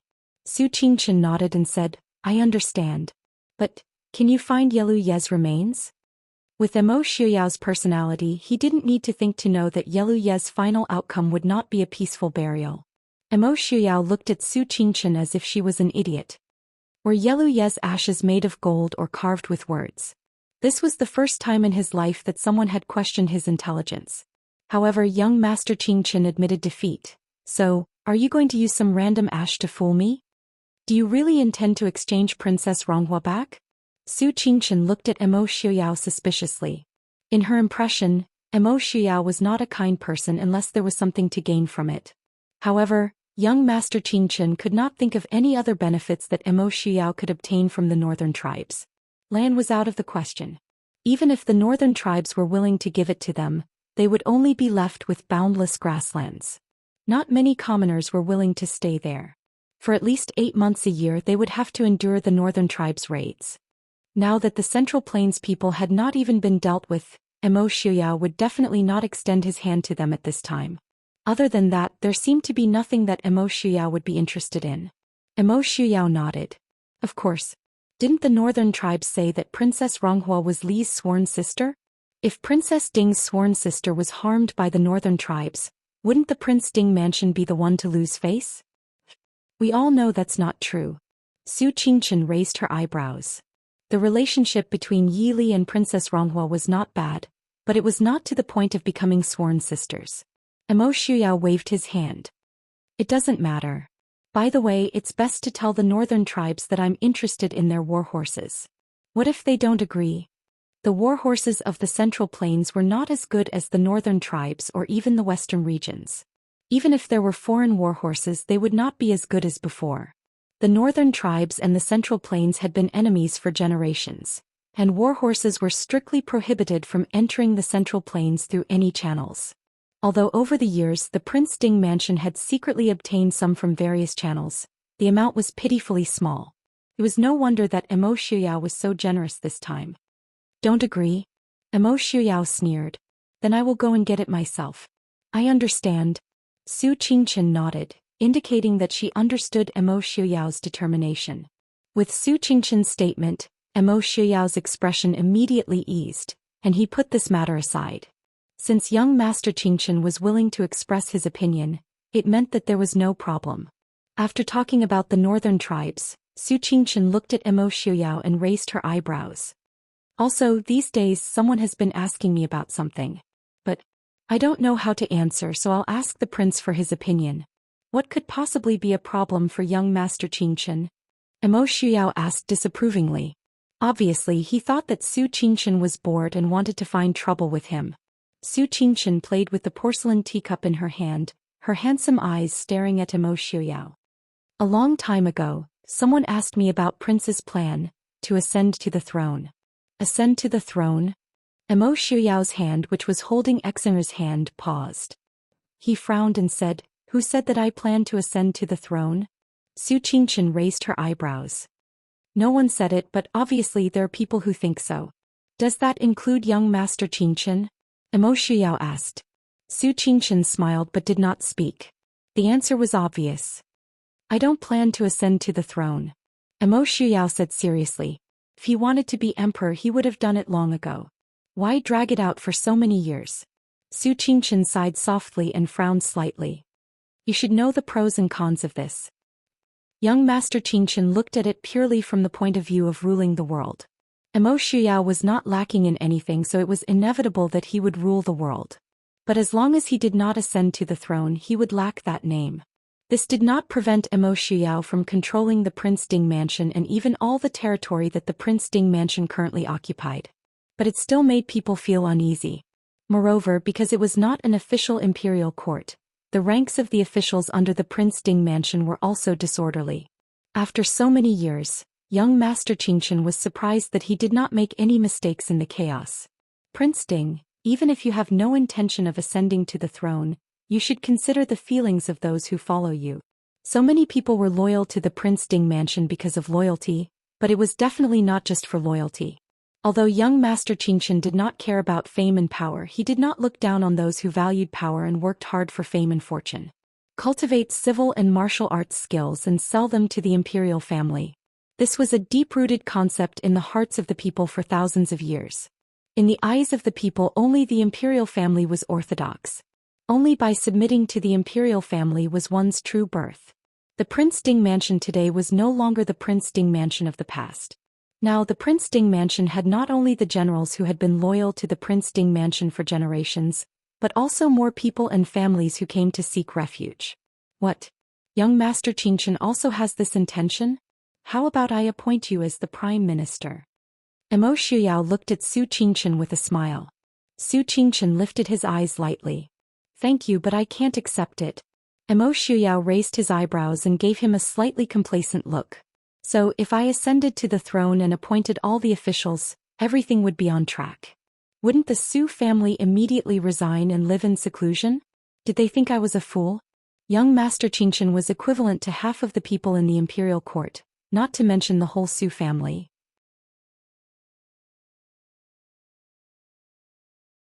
Chapter 1044. More importantly, what was the point of ascending the throne? When he became the emperor, he would go to court every morning and listen to the ministers quarreling over trivial matters. If he didn't go to court for a day, his ears would go numb from the censors. How good was it now? If there was something, he could deal with it. If there was nothing, he could do whatever he wanted. It wasn't as if he had to go to court every day as a prince, right? If Su Qingchen didn't understand what Emo Xiuyao was thinking, then he would have lived for nothing. He ignored him and looked at Yili with a smile. What does Yili think? Yili teased the baby as she said with a smile. Big brother can just ask Xiuyao about this kind of thing. Emo Xiuyao looked proudly at Su Qingchen and said, Yili and I are husband and wife. Naturally, the husband sings the wife's tune. However, if Yili wants to be the empress, I don't mind ascending the throne. Yili frowned slightly. Of course she knew that Su Qingchen was saying this for their own good. After all, even if Su Qingchen didn't say it, someone else would soon bring it up. However, it wasn't that Yili hadn't thought about being the empress, but she really wasn't that enthusiastic. With her current situation, being the empress wouldn't be better for her. Instead, there would be more restrictions on her. These restrictions weren't given to her by Emo Xiuyao or anyone else, but the restrictions of this generation. There's no need to think about it. I have already decided. Seeing Yili frown, Emo Xiuyao directly decided, Yili, can we not be the empress? In the future, Emo Xiaobao can make you the empress dowager. Su Qingchen raised an eyebrow. Emo Xiuyao saying this clearly indicated that the next successor of the Prince Ding Mansion, and even the future master of the world, was definitely Emo Xiaobao. Looking at the two parties involved, Su Qingchen sighed softly and said, forget it, It's good that you know what you're doing. No matter what. Lier, the Su family will always support you. Yili gently nodded and said with a smile, Big brother, I know. She knew that the Su family had always stood behind her and supported her. Without the Su family, no matter how capable she was, it would be difficult for her to make so many people in the Prince Ding mansion submit to her. She was born in the Su family, which was a noble family, and the Su family's grandfather, uncle and cousin, who were regarded as incomparably powerful by the world, had always been her strongest backing. Su Qingchen stood up and said to the two of them, even if we don't consider the matter of ascending the throne. Linner and Exinger were about to turn a year old. I'm afraid we'll have to hold a big one this year. Regardless of whether it was to reward the three armies, or to gather information from various parties.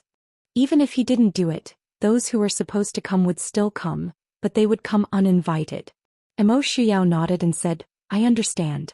We'll do as you say. Su Qingchen went out.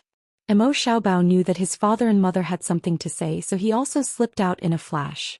In the main hall, Yili looked at Emo Shuyao with a smile and said, Shuyao, you really don't plan on? Emo Shuyao smiled and said, I never planned on becoming the emperor. He stood up and carried the baby to Yili's side. He squeezed into a chair with Yili and sat down.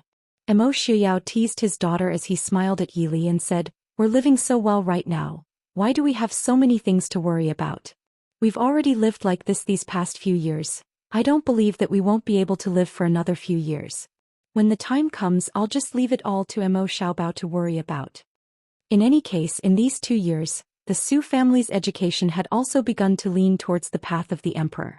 Wasn't this just the perfect time to become the emperor? Emo Shuyao had never learned to be the emperor like this.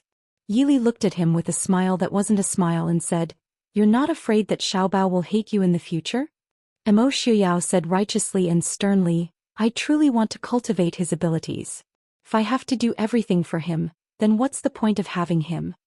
How could something that was ready-made be so easy to pick up? Most importantly, he had worked so hard for most of his life. How could he let Emo Xiaobao live peacefully as the Emperor of Peace? Yili sighed softly and said, I don't care about you. You can go tell those people yourself. Emo Shuyao looked at Yili with a smile and said, I know. If I don't become the Emperor, Li will also be happy. Isn't that right? Yili did not hide it. She generously nodded and admitted, If you don't become the Emperor, I will indeed be very happy. Even though saying this was a bit unfair to those generals and subordinates who had risked their lives for the Prince Ding mansion. But Yili had to admit that Emo Shuyao was right. What was the Emperor? The Son of Heaven, the Son of the Heavens, the ruler of the world. But in the end it would not belong to any one person. Not to mention that when the time came, there would definitely be many people who would create things like the 3 palaces and 6 courtyards. Yili did not want to fight with any other woman for Emo Shuyao. In the end, she was not a woman born and raised in this era.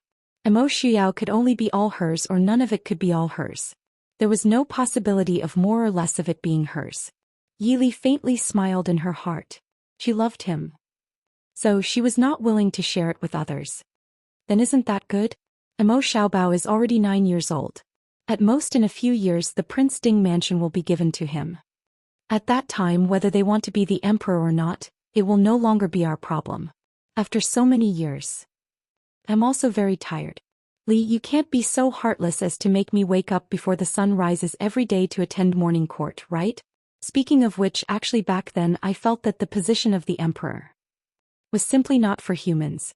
You get angry earlier than a chicken, you sleep later than a dog, you can't eat or do that. The woman you like may not be able to marry, and even if you marry you may not like her. The slightest mistake will cause you to be scolded by the imperial censor. And you have to endure it to show that you are open-minded and magnanimous. Otherwise, the imperial censor will fiercely record you in the history books. Alright, the more you say, the more inappropriate it is. Yili did not know whether to laugh or cry, but she had to admit that Emo Shuyao's words were somewhat reasonable. More importantly, after hearing Emo Shuyao's words, her mood immediately relaxed a lot. It's good that you don't regret it. Then, Lili should persevere together with I. We don't want to be the emperor and empress. When Emo Shuyao ascends the throne, we will be the retired emperor and empress dowager. Just as Emo Shuyao was happily speaking, his face suddenly stiffened. Yili looked at him strangely. What's wrong? Emo Xiaoyao stiffly held little Exa, the little girl's black eyes innocently looking at her mother. His Highness Prince Ding's snow-white robes were stained with a large patch of water, and a lot of water had quietly slid down the hem of his robes.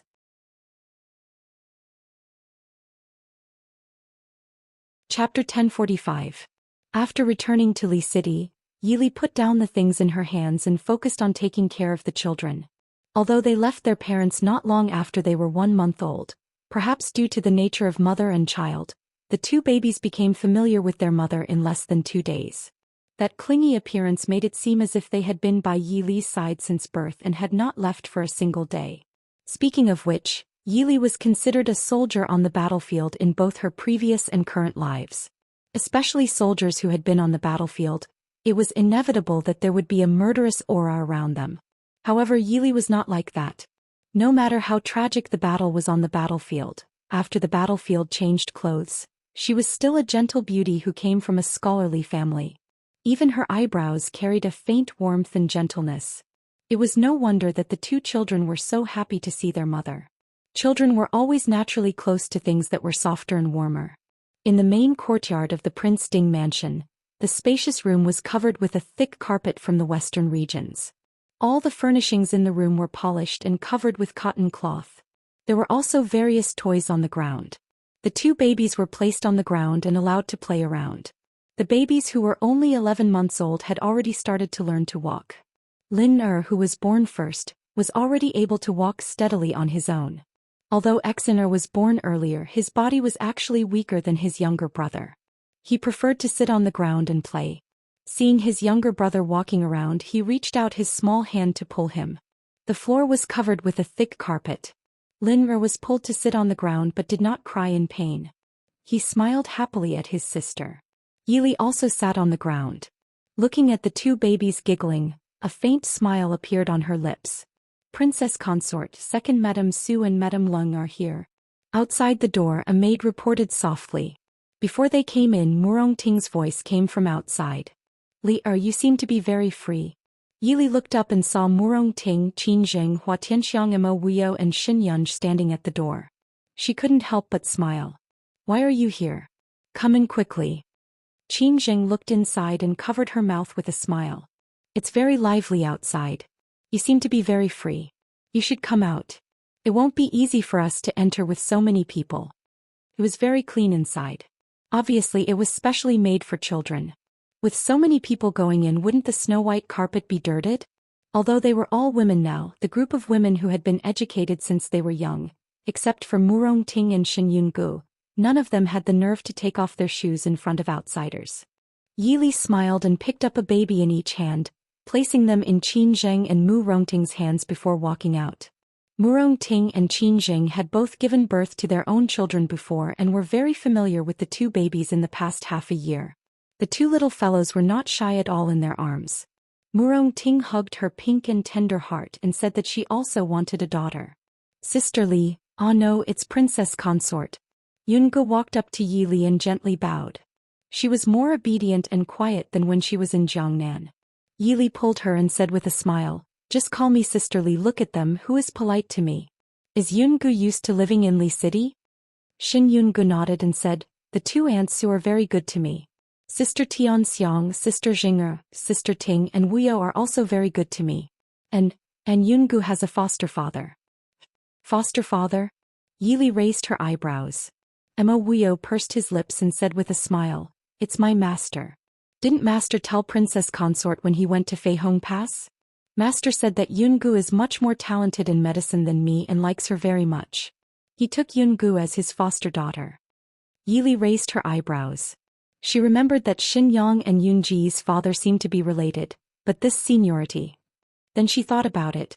Xin Yang and Yungu probably only had each other left in this world. What relationship in this world was closer than a father and daughter? Since Xin Yang made this decision, he must have his reasons, so she didn't think too much about it.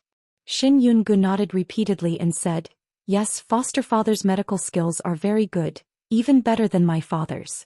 Foster father said that as long as I study hard, I will be as good as him in the future.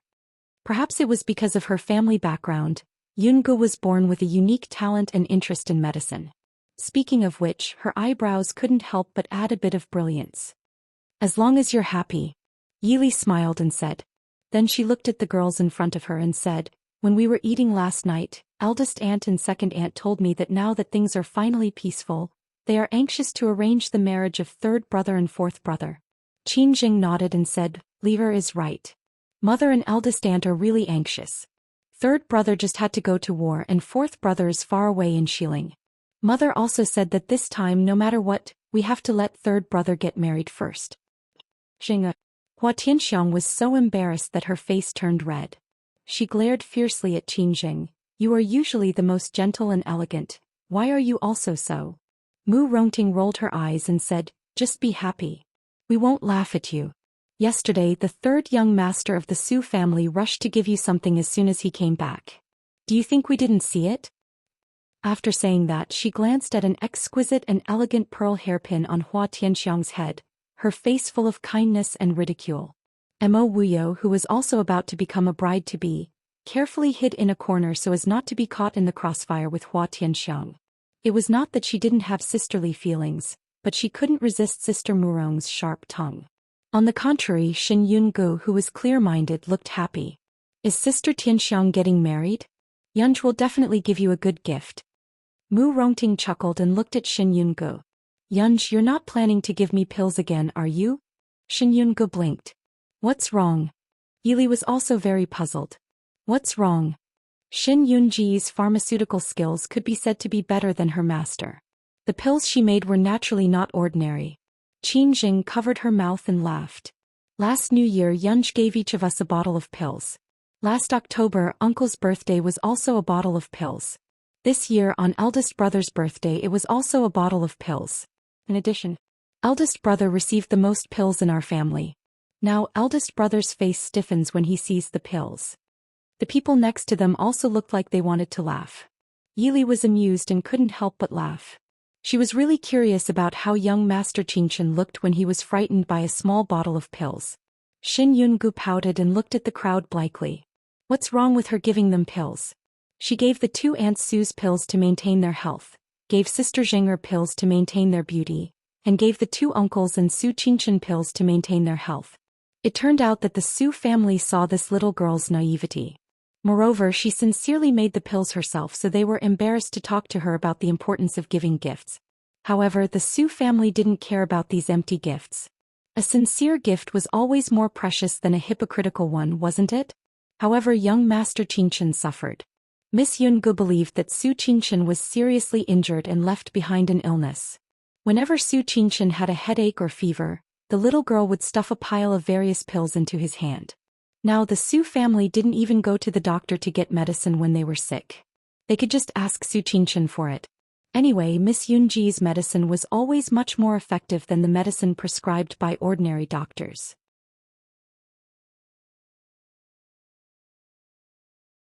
Chapter 1046. Yili smiled and rubbed her head. It's nothing. Yunji's medicine is very good. Your medical skills must have improved a lot these days. Yunji's eyes lit up. Sister Li, you've also used my medicine? Yili nodded. Mr. Shen brought some from Feihong Pass. The effect is very good. Yungu said proudly, that's good. I will definitely become the most famous doctor in the world in the future. Then, just like my adoptive father when he was young, I will practice medicine to help the world and save many, many people. Practice medicine to help the world. It was a great dream. Yili raised her eyebrows and smiled. What did Big Brother say? Shen Yungu blinked blankly and said, Su Qingshan? What did he want to say? He said that I will definitely become a very powerful doctor. Looking at the calm and happy little girl in front of her, Yili couldn't help but cover her face and sigh. Sure enough, she thought too much. She didn't expect that the marriage of the elegant immortal young master had become a big problem in everyone's heart. Even she couldn't help but want to pull him together with other girls. Since Su Qingshan didn't have any thoughts, Yili nodded calmly and smiled. Big Brother is right.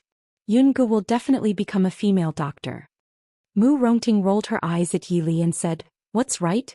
Yungu is 1 year older than Wuyo, right? A girl at this age should consider marrying into a good family, not whether to become a female doctor. Yili looked sideways at Qin Jing. Qin Jing held Lin and lowered her head to laugh. Yili smiled in her heart. She turned her eyes and gave Wuyo a look. Wuyo immediately understood and pulled Yungu out to play.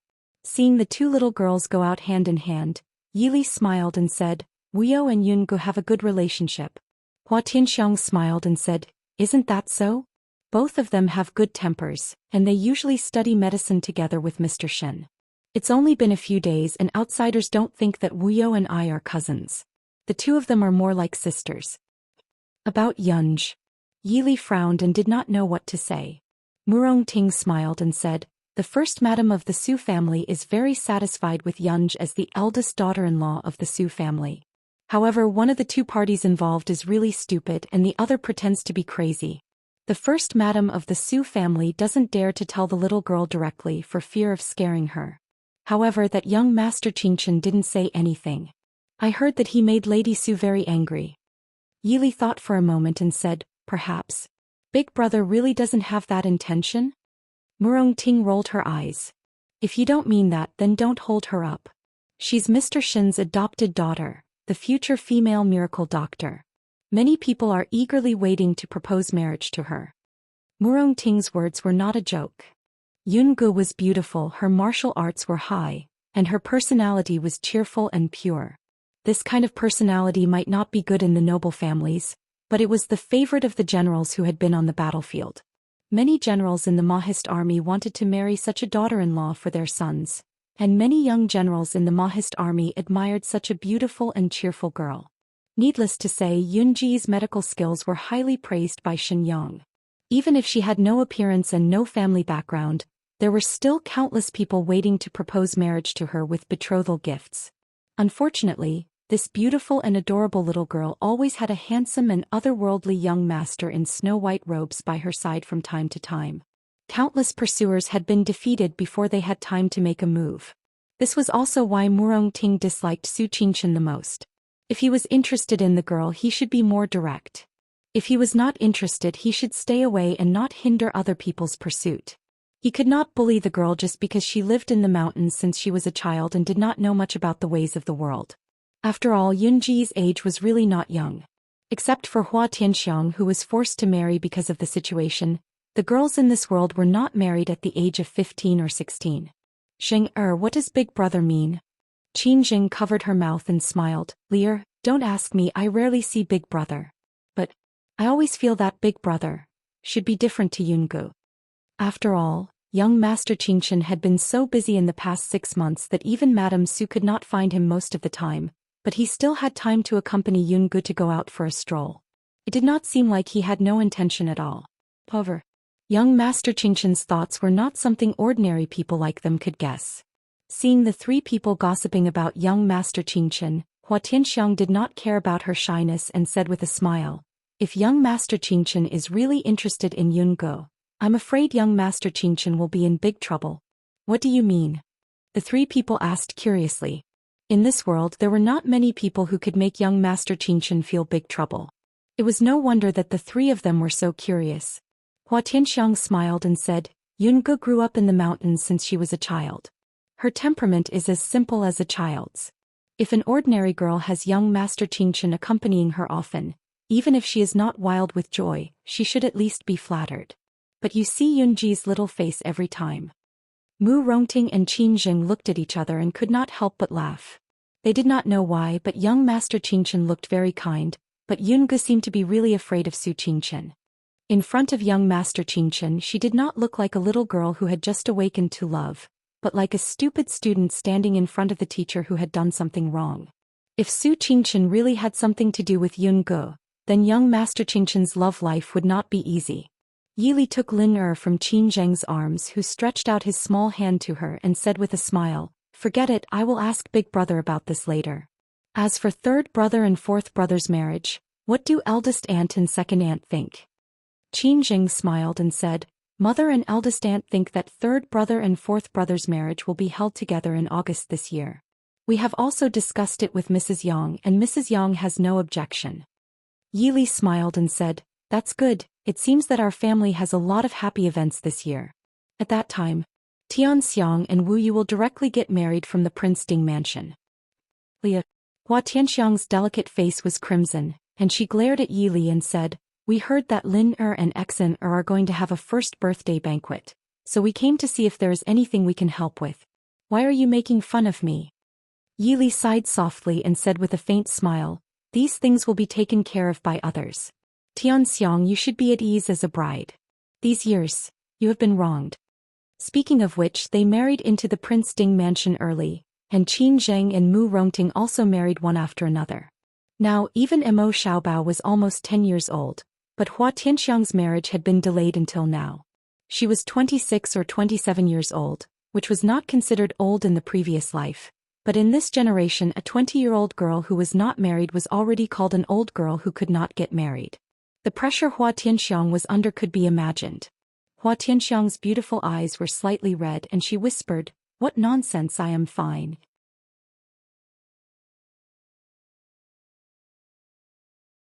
Chapter 1047. Yi Li patted her hand and smiled, "Yes, it will be better in the future. Leah, are you going to be the empress?" Seeing that the atmosphere was a bit heavy, Mu Rongting quickly changed the topic and asked jokingly. Yi Li raised her eyebrows and smiled, "Who said I'm going to be the empress?" Mu Rongting looked at her with a smile and said, "Prince Ding has defeated the northern tribes, Mo Jingli and Genom of Gojoseon. Isn't it time to ascend the throne? Li who will be the empress if not you? We won't laugh at you. It's so glorious to have a close friend who's going to be the empress." Yi Li smiled, "Then I'll have to disappoint you. I won't be the empress for the time being." Why? Mu Rongting was confused. If Prince Ding became the emperor and Li wasn't the empress, the whole world wouldn't agree. Hua Tianxiang rolled her eyes and said, "That must be because Prince Ding doesn't plan to ascend the throne." But Li, Prince Ding really? Yi Li smiled helplessly. It seemed that Mo Xiaoyao's ascension was indeed what everyone wanted. Even ladies like Hua Tianxiang and Mu Rongting didn't believe it. After receiving Yi Li's affirmation, everyone was silent for a while. Mu Rongting sighed and looked at Yi Li. "Actually, there are benefits to Prince Ding not ascending the throne. These days I've heard many people planning how to send their daughters into the palace to be concubines. Jing, are there many people who want to use the Su family's connections, right?" Qin Jing nodded silently. These days, there were indeed many people who came to the Su family's door to curry favor. After all, although Princess Ding's surname was Yi, the Prince Ding mansion clearly only recognized the Su family as Princess Ding's relatives. However, Yi Li had just returned. The Su family didn't want to upset Yi Li, so they didn't tell her. In fact, this kind of thing was expected. In the past, the Prince Ding mansion had not yet been stabilized. When they were fighting for the world, the situation was constantly changing. It could be said that anything was possible.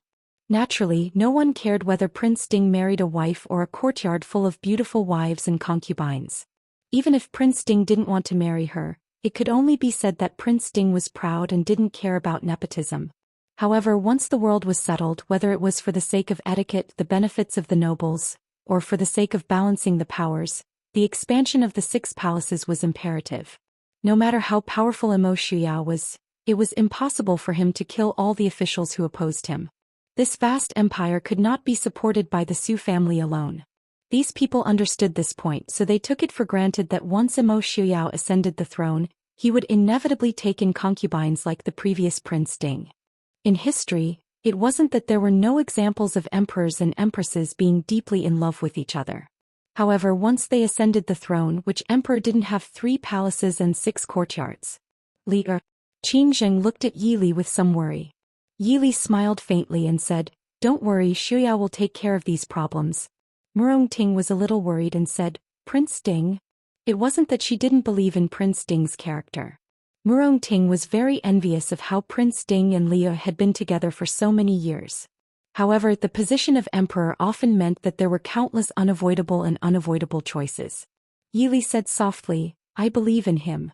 No matter what happens, we will stand together and face it." Seeing that Yi Li was so calm, Mu Rongting also relaxed and nodded heavily. "No matter what, Li we will support you."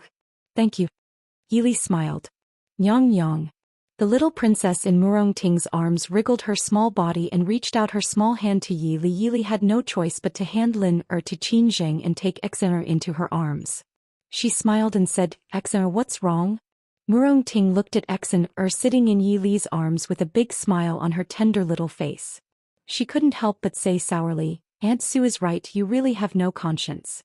Before your mother came back, Aunt Murong played with you every day. Now that your mother is back, she doesn't want me anymore. Nyong nyong. The little princess smiled even more happily in Yi Li's arms, completely not understanding Murong Ting's complaints. Hua Tianxiang held Lin and teased him while thoughtfully saying, Lin, Prince Ding is not willing to ascend the throne because of this, right? It had to be said that Hua Tianxiang, who was born in a meritorious family, had a clearer understanding of many things than Qin Zheng and Murong Ting. Yi Li was startled and said with a smile, he said he doesn't want to attend court. Everyone was speechless. What kind of reason was this?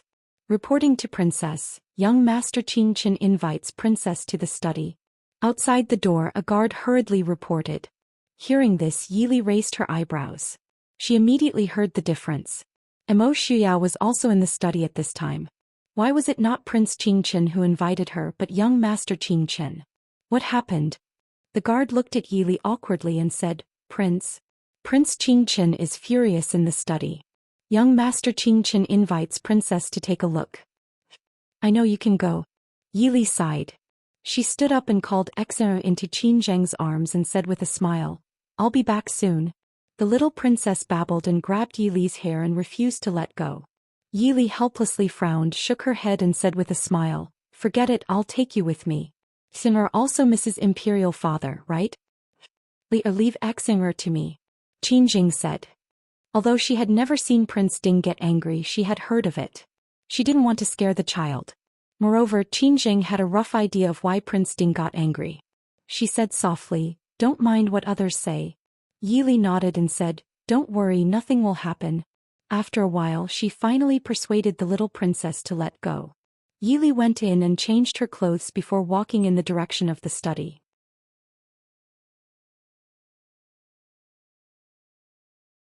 Chapter 1048. Seeing Yi Li go out, Hua Tianxiang and the other two looked at each other worriedly and sighed helplessly. Every family has its own difficulties. Even for a couple like Yi Li and Mo Shuyao, who could be said to be the most powerful couple in the world, there were also times when they had no other choice. Murong Ting sighed and said, fortunately, Leng Er doesn't have much ability, and no one forced him to marry a wife or take a concubine. As for those blind people who wanted to send themselves to her door, she naturally had a way to deal with them. But a situation like the Prince Ding mansion couldn't be solved by driving those people out like she did. Qin Jing also sighed faintly.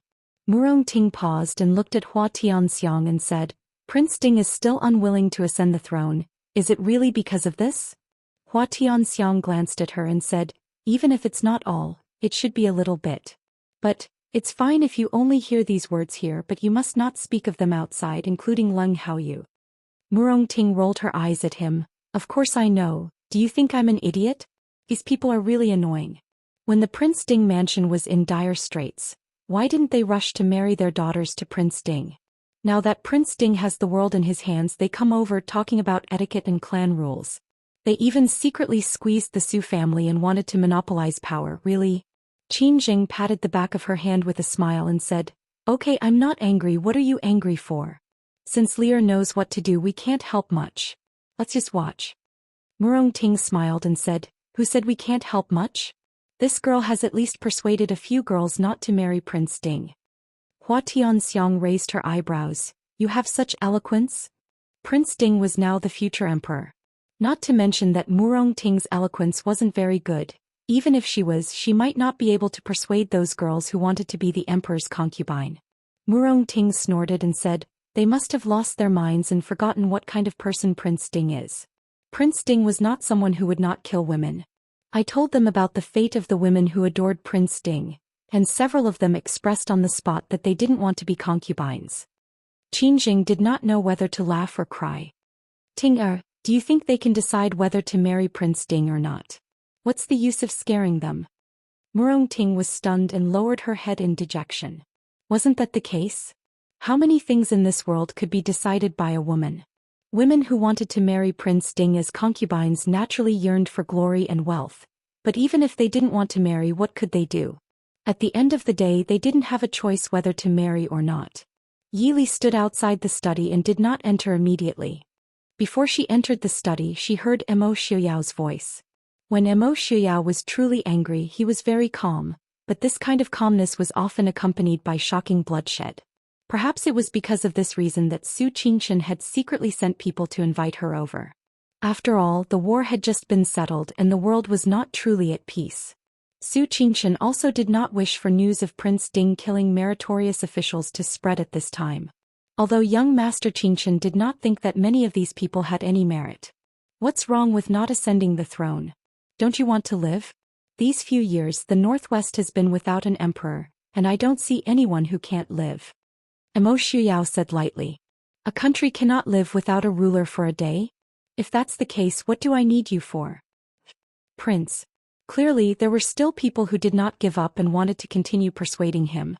Yili saw that if she did not enter, Emo Xiuyao would really explode. Only then did she push open the door to the study and slowly walk in. Prince, what's wrong? I haven't even walked in and I can already hear you getting angry?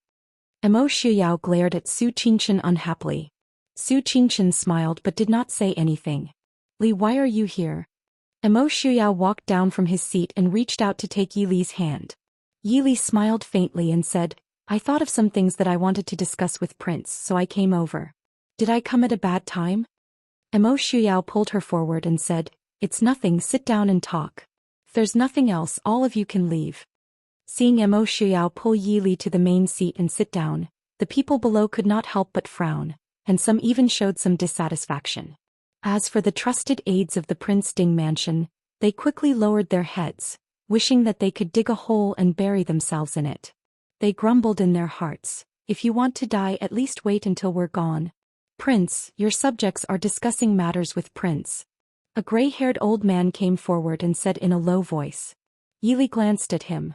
He looked familiar but not too familiar. She remembered that he was from a prestigious family in Dechu State, and could be considered an old subject of two dynasties.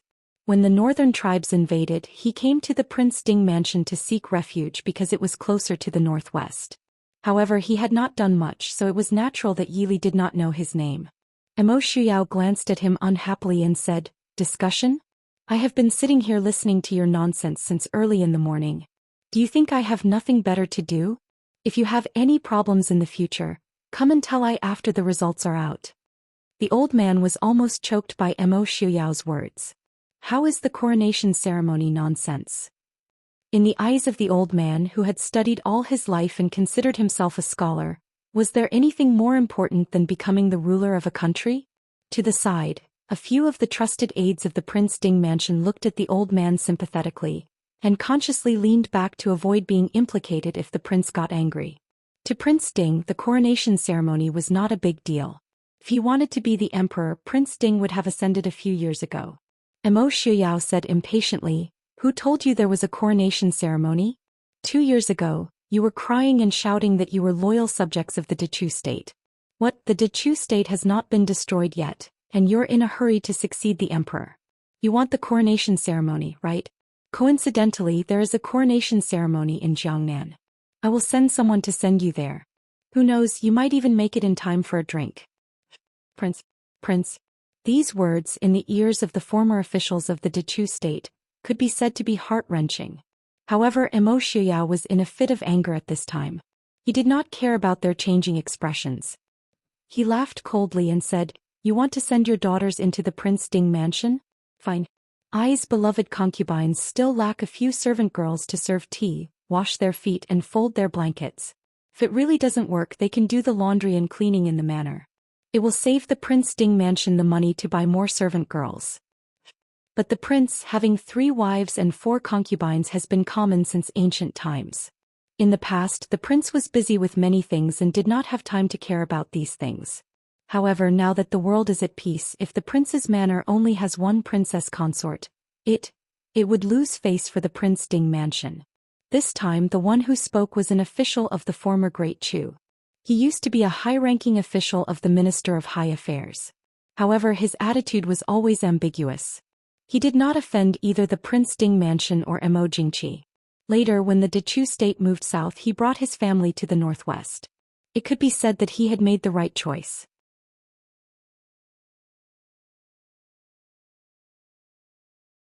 Chapter 1049.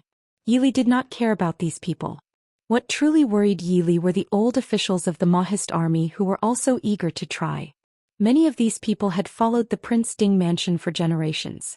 They were not like Feng Jiao and Leng Haoyu who had been friends with Mo Xiuyao since childhood.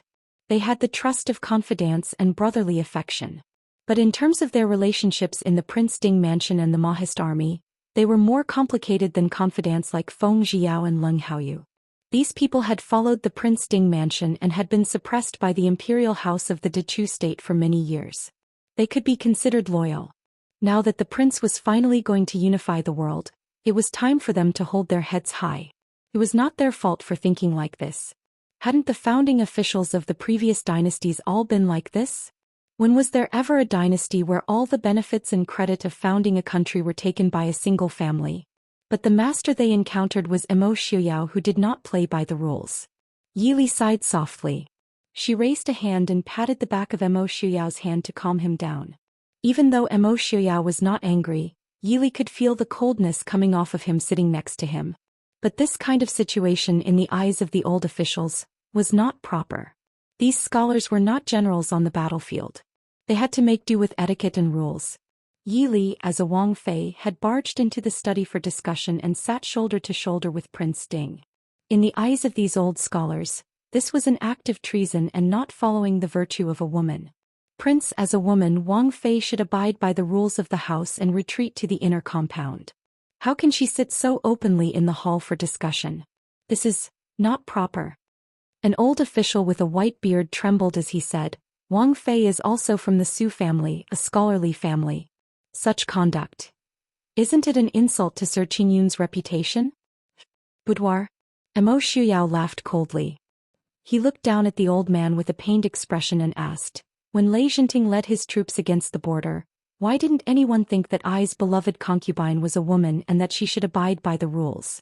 This time when I was in trouble, why didn't you think that Wang Fei was a woman? Why didn't you go to the front lines to lead troops for Wang Fei? Now that the world is at peace, you remember that the princess consort is a woman? So, the so-called etiquette of loyalty and filial piety is to hide behind a woman when danger comes, and then sit on the glory, splendor, and wealth that the woman fought for you, and at the same time, criticize that woman for not being disciplined? It's not bad. That's a good idea. I'm very impressed. These simple words made the faces of the few old gentlemen, who were speaking righteously just a moment ago, turn red. These people were not the trusted subordinates of the Prince Ding mansion. Naturally, they did not know Prince Ding's character. He was just relying on his reputation and seniority to flaunt his seniority. Mo Xiuyao waved his hand. He stared at the crowd and said coldly, what Wang Fei wants to do, it is not up to you to interfere. I want you to remember whatever Wang Fei says, whatever she does, it is Ai's idea. If you dare to disobey, don't blame Ai for being merciless. In the large study, everyone felt their scalps go cold. They hurriedly said, this subordinate obeys. After dismissing the crowd, Mo Xiuyao's anger had not dissipated. He glared at Su Qingchen with displeasure. Young Master Qingchen elegantly drank his tea and said lightly, what are you glaring at me for? If you don't call Lier over, do you really want to kill a few people to establish your authority? Mo Xiuyao snorted, you think I don't dare? Those old men only knew how to talk nonsense all day. They could not do anything proper. They only knew how to cause trouble for him. He really didn't know why he took in these people in the first place. He would rather use these people to exchange for a few commoners who knew how to farm and work. Su Qingchen smiled leisurely, these people are useless. Sometimes they are quite annoying. But it just so happens that we cannot do without them. Prince, it is true that these people are old and rotten. But each one of them can be said to have students all over the world. They are so old that they have become shrewd. If they really cause trouble, the effect will not be inferior to that of an army of thousands. The pen in the hands of a scholar was much more troublesome than the sword in the hands of an enemy. Of course, if Mo Xiuyao wanted to be a tyrant who burned books and buried scholars, then he did not need to care. Yili sat beside Mo Xiuyao. She frowned slightly and said, is it to persuade Xiuyao to ascend the throne as soon as possible? Su Qingchen looked at Mo Xiuyao with a smile that was not a smile. She said jokingly, if it is only about ascending the throne, why would it stop here? Those old officials have nothing better to do. They even thought of setting up a harem for the new emperor. They were just about to present the imperial concubine selection to the Wangfei. If the new emperor ascends the throne, if there is only one Wangfei, wouldn't it look bad? At that time they can confer the title of imperial concubine together. Look, even the ranks are listed. Under the empress there should be 2 imperial concubines for imperial concubines, Zhao Yi, Zhao Rong, etc. Su Qingchen ignored Emo Xiuyao's murderous gaze. She smiled and handed the booklet in her hand to Yi Li. The reason why Emo Xiuyao was so furious was because those people thought they were clever and wanted to directly send the booklet to Yi Li.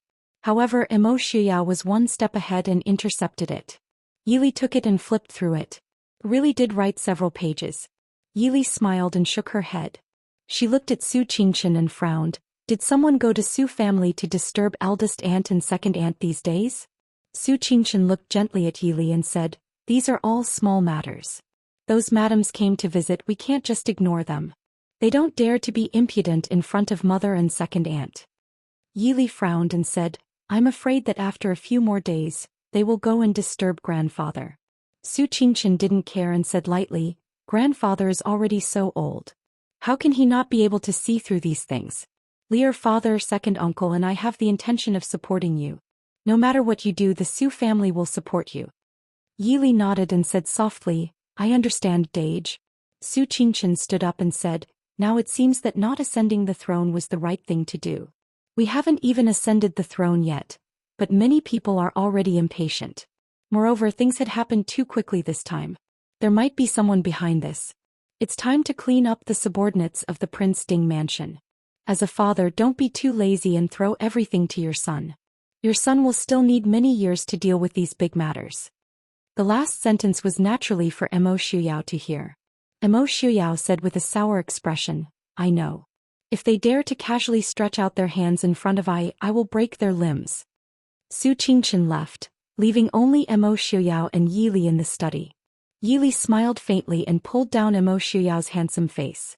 She said, "Are you still angry?" Emo Xiuyao laughed coldly and said, "If they really want to be emperor, I don't mind showing them what a tyrant is. I don't want my husband to become a notorious tyrant," Yi Li said with a smile. Emo Xiuyao pulled her into his arms and said with a smile, "If I become a tyrant, how about Yi Li become a demon empress?" Yi Li leaned into Emo Xiuyao's arms and couldn't help but twitch her lips. As a soldier who had sacrificed her life for the country in the new era, being a demon empress was too much of a challenge to her worldview. Although they said that, they both understood that neither of them could truly act willfully without thinking of the consequences. Emo Xiuyao was very cruel to his enemies and never showed any mercy. However, he had always been very soft-hearted towards his own people.